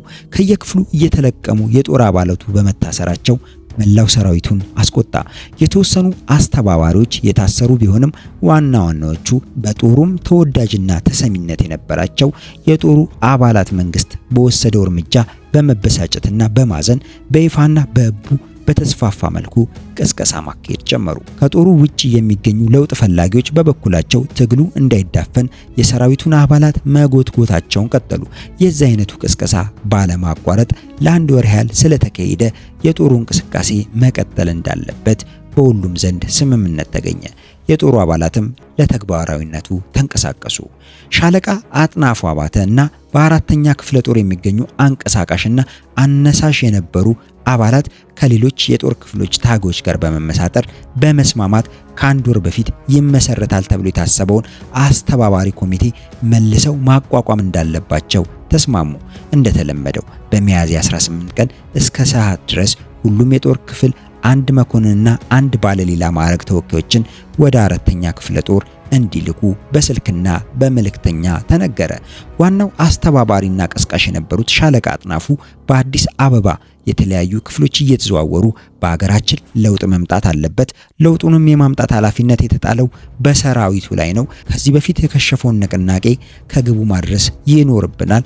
ስለዚህ በዛሬው ቀን ስብሰባ ስለምናደርግ ተወካይ እንድትልኩ እያሉ ባስተላለፉት መልእክትና በስልክም በተነገረው መሰረት በሚያዝያ 18 ቀን ከሰዓት በኋላ ከየጦር ክፍሉ ተወካዮች ወደ አራተኛ ክፍለ ጦር መምሪያ ግቢ መምጣት ጀመሩ። በተወካይነት መኮንኖች፣ የበታች ሹማምንቶች፣ ወታደሮች የተገኙ ሲሆን ማዕረጋቸው ከተራ ወታደር እስከ ኮሎኔል ነበር።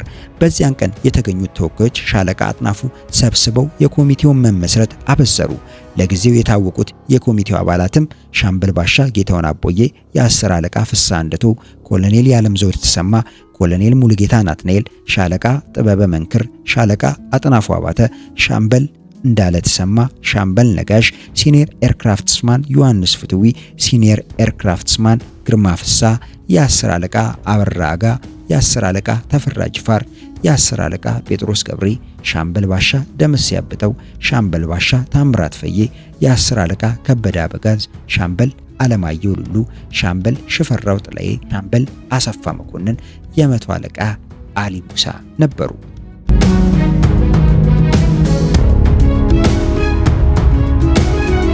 በአዲስ አበባ ከተማ የሚገኙት የሰራዊቱ አባላት ጸረ መንግስት ንቅናቄ ባካሄዱ ቁጥር አራተኛ ክፍለ ጦር ጠቅላይ መምሪያን እንደ ማዕከል አድርገው ወሰዱ። ለዚህም ምክንያት የሆነው ነገር የአራተኛ ክፍለ ጦር ጠቅላይ መምሪያ በመሃል ከተማው የሚገኝ በመሆኑ በርካታ የለውጥ ደጋፊዎች በውስጡ ስለተገኙ ለውጥ ለማምጣት በግንባር ቀደም ሲታገሉ የነበሩት ሻለቃው አጥናፉ አባተ በክፍሉ ውስጥ ስለሚገኙ ብዙ መኮንኖች በኃይለ ሥላሴ መንግስት ላይ በጎ አመለካከት ስላልነበራቸውና የወታደሮቹ ንቅናቄ የተሻለ ውጤት ያስገኛል ብለው ስለሚያምኑ ከጀነራል መንግስቱ መፈንቅለ መንግስት መክሸፍ በኋላ በርካታ የክብር ዘበኛ ሰራዊት አባላት ከክፍላቸው ተባረው በአራተኛ ክፍለ ጦር በመመደባቸው የተነሳ በንጉሱ ላይ ከፍተኛ ጥላቻ ስለነበራቸው ነው። የአራተኛ ክፍለ ጦር አባላት ከህዝቡ ጋር ተዋህደው በመኖራቸው በየዕለቱ ከተማዋሪዎችና ከለውጥ ፈላጊ ሲቪሎች ጋር ግንኙነት አድርገው ነበር። ከሁሉም የጦር ክፍሎች ይበልጥ ተዋጊ ኃይል የነበረው ክፍል ከመሆኑም በላይ ከአዲስ አበባ ጥበቃ ኃላፊ የዚሁ ክፍል ስለነበር አራተኛ ክፍለ ጦር የአብዮታዊ ትግል ደጋፊ እንዲሆን ሁሉም ተራማጅ ኃይል ትኩረቱን በዚህ ክፍል ላይ በማሳረፉ አራተኛ ክፍለ ጦር እንደ ማዕከል ተወሰደ። የኮሚቴው መቋቋም በሁሉም የጦር ክፍሎች በአዲስ አበባ ህዝብ እንደተሰማ የጦሩና የህዝቡ ትኩረት በአራተኛ ክፍለ ጦር ላይ አረፈ። የመከላከያ ሚኒስቴር አባሎች ለኮሚቴው መቋቋም ድጋፍ ለመስጠት የሥራ እንቅስቃሴውንም ለመከታተል ውጤቱንም ለማወቅ ስራ አቆሙ። በተመሳሳይ ሁኔታም የተለያዩ የጦር ክፍሎች በኮሚቴው ላይ አደጋ እንዳይጣል በተጠንቀቅ ቆዩ።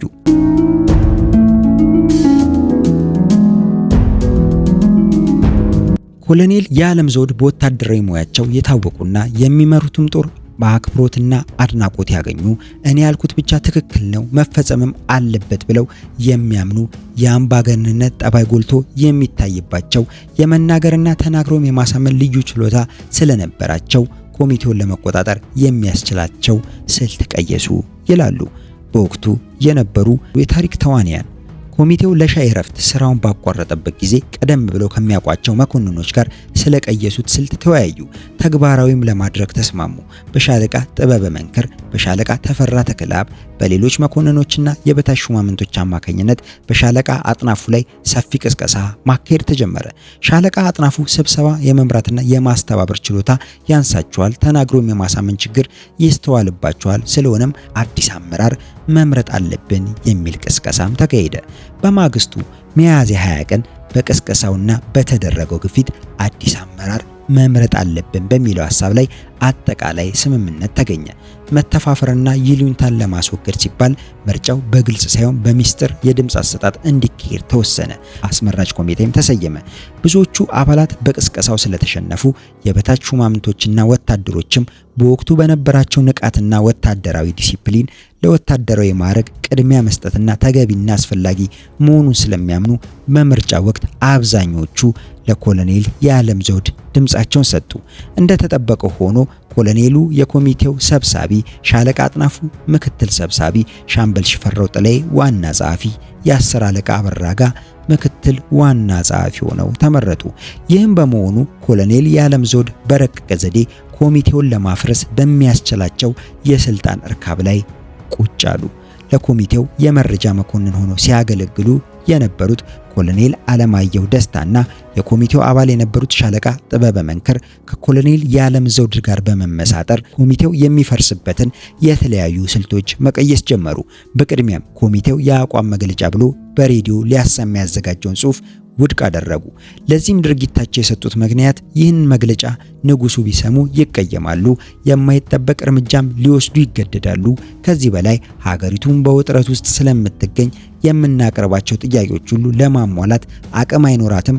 አንድ መንግስት ከሁሉም አቅጣጫ አገናዝቦ አጥንቶ በስራ ላይ የሚያውላቸውን ጉዳዮች ፖሊሲዎች እኛ በጥልቀት ሳንመለከትና ሳንመረምር በጭፍን ለመቆም መሞከር ወይም መሰረታዊ ለውጥ እንዲደረግ ማስገደድ ሀገራችንን ይጎዳል፣ ለአስከፊም ችግር ሊዳርጋት ይችላል።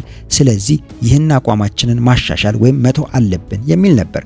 ይህም ብዙዎቹን ስላሳመነ ጠንከር ያለውና ፖለቲካዊ ጉዳዮችን የሚነካካው የአቋም መግለጫ ውድቅ ተደረገ። ኮሎኔል የዓለም ዘውድ ልጅ እንዳልካቸው ጠርተውኛል እያሉ በቀን 2-3 ጊዜ ከኮሚቴው በመለየት መመሪያ እየተቀበሉ ይመለሱ ነበር። የኮሚቴው አባላት መታሰር አለባቸው ብለው ያዘጋጁትን ባለስልጣናት ስም ዝርዝር ይዘው ከልጅ እንዳልካቸውና ከጀነራል አብይ አበበ ጋር በመመካከር ከተስማሙ በኋላ ነበር ባለስልጣናቱ እንዲታሰሩ ትዕዛዝ የሚሰጡት። ጠቅላይ ሚኒስትር እንዳልካቸው ስልጣናቸውን የማጠናከር ፍላጎታቸው በጣም ከፍተኛ ስለነበር ለዚህም ዓላማቸው መሳካት የጦሩ ድጋፍ ስለሚያስፈልጋቸው ከስልጣን የወረዱት ሚኒስትሮች የተወሰኑ ጄኔራሎች እንዲታሰሩ ውሳኔ ሰጡ። በዚህ ግርግር በመጠቀም በአስተባባሪው ኮሚቴ ስም የእሳቸውን ጠቅላይ ሚኒስትርነት ያልተቀበሉትና ለስልጣናቸውም ተቀናቃኝ ይሆኑብኛል ብለው የጠረጠሯቸውንም ባለስልጣናት አሳሰሩ። እንዲታሰሩም የተወሰነባቸው ባለስልጣናት እኔው ራሴ አምጥቻ አስረክባለሁ፣ እናንተ በከተማ ውስጥ ስትንቀሳቀሱ መታየት የለባችሁም እያሉ ብዙዎቹን ባለስልጣናት ከቤታቸው እየለቀሙ ያስረክቡት ጀነራል ወልደ ስላሴ በረካ ነበሩ። የተወሰኑት የሥርዓቱን አብሮ ሰሪዎች መስዋዕት በማድረግ ስልጣናቸውን ለማደላደል የሚያስችል ሁኔታ ተፈጥሯል ብለው ጠቅላይ ሚኒስትሩ አመኑ። ኮሚቴውን በእነሱ ቁጥጥር ስር መውደቁን ስላረጋገጡ የነበራቸው ስጋትና ፍርሃት ቀስ በቀስ ተወገደ። ኮሚቴውንም ለማፍረስ እንደሚቻል የጸና እምነት አደረባቸው። በዚህ እምነታቸው ላይ በመመርኮዝ የመጀመሪያውን የማፍረስ ሙከራ አደረጉ።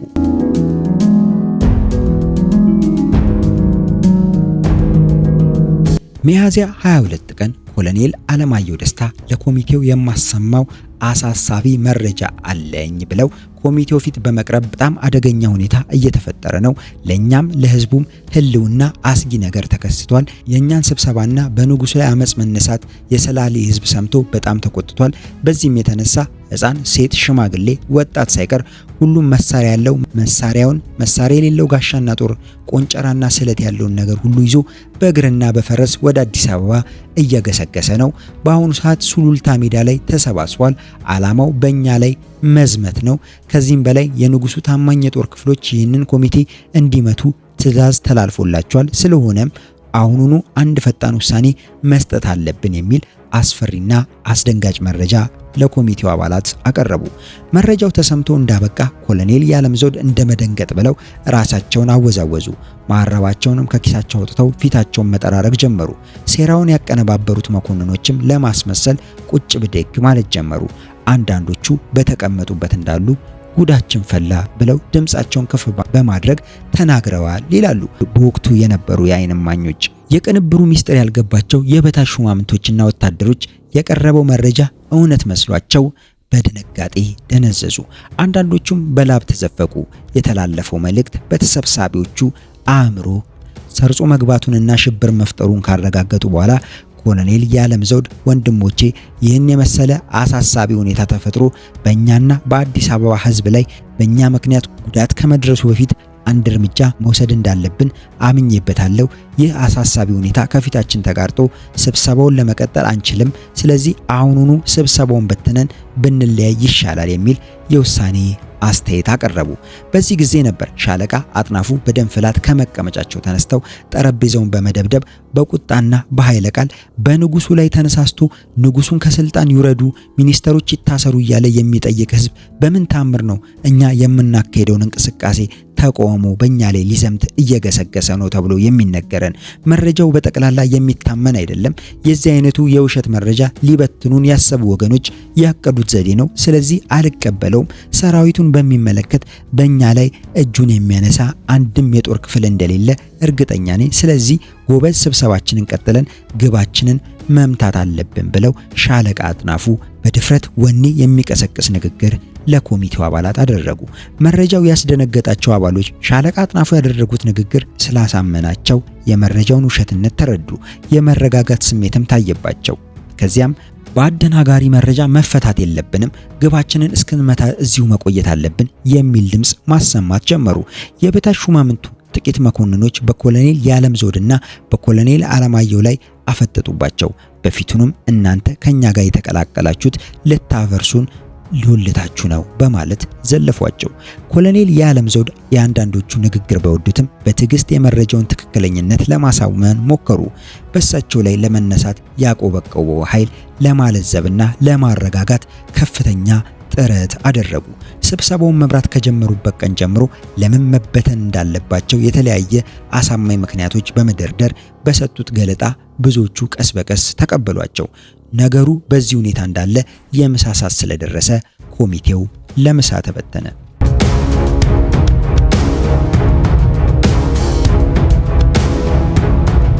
ከሰዓት በኋላ ሁሉም አባላት በአዳራሹ እንደተገኙ ጄኔራል ወልደ ስላሴ በረካ የስብሰባው አዳራሽ በመገኘት ሌላ አስደንጋጭ መረጃ ለኮሚቴው አቀረቡ። ጃንሆይ በጦሩ እንቅስቃሴ በተለይም በአስተባባሪ ኮሚቴው ድርጊት በጣም ስለተናደዱና ስላዘኑ ከዛሬ 11 ሰዓት ጀምሮ ስልጣናቸውን ለመልቀቅ ወስነዋል። እናንተ ስልጣኑን ለመረከብ ዝግጁ ከሆናችሁ ውሳኔያችሁን ግለጡ ብለው ዝም አሉ። ወዲያውኑ ኮሎኔል ያለምዘውድ ጠረጴዛውን ነርተው ከመቀመጫቸው ተነሱ። እንደፈራ ነው ጃንሆይ እዚህ ውሳኔ ላይ ደረሱ። ሀገሪቱን ገደል ልንከታት ነው። የእርስ በርስ ጦርነትና እልቂትም ሊከተል ነው። እኔ ለዚህ ጥፋት ተጠያቂ ለመሆን አልሻም።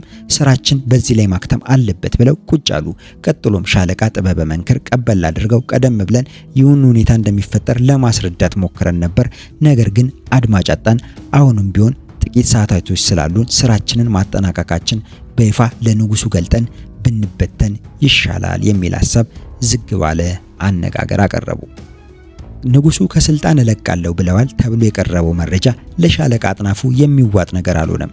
ንጉሱ በፈቃዳቸው ስልጣን ሊለቁ ቀርቶ አስገዳጅ ሁኔታ እንኳን ቢፈጠር ከዙፋናቸው ፈቅ እንደማይሉ በሚገባ ስለተገነዘበ ጎበዝ፣ ይህ የማይታመን መረጃ ስለሆነ በቁርጠኝነት ስራችንን እንቀጥል ብለው ንግግራቸውን ሳይደመድሙ ኮሎኔል ያለምዘውድ ጠረጴዛ እየደበደቡ አንተ ለመንግስት ትፈልጋለህ፣ ስልጣኑንስ ለመረከብ ትችላለህ ብለው ትዕግስታቸውን መሟጠጡን በሚያመላክት አነጋገር ሻለቃ አጥናፉን ጠየቋቸው።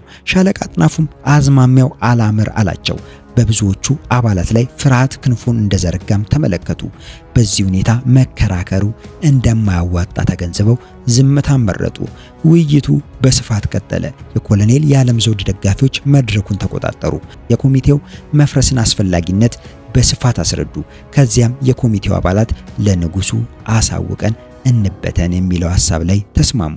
ከስምምነቱ በኋላ ከዚህ ምሽት ጀምሮ ኮሚቴው የተበተነ ስለሆነ ከነገ ጀምሮ የመከላከያ ሚኒስቴር መደበኛ ስራውን እንዲቀጥል ብለው ኮሎኔል የዓለም ዘውድ ለጀነራል ወልደ ስላሴ በረካ ነገሯቸው። ጀነራል ወልደ ስላሴም በረጅሙ ተንፍሰው ልጆች ያመሰግናለሁ፣ እኔንም ገላገላችሁኝ። እስካሁኑ ሰዓት አቅጣጫችሁን መረዳት ተስኖኝ ነበር። አሁን ግን ግልጽ ስለሆነልኝ ውሳኔያችሁን ለጦሩ አሳውቃለሁ ብለው ሄዱ።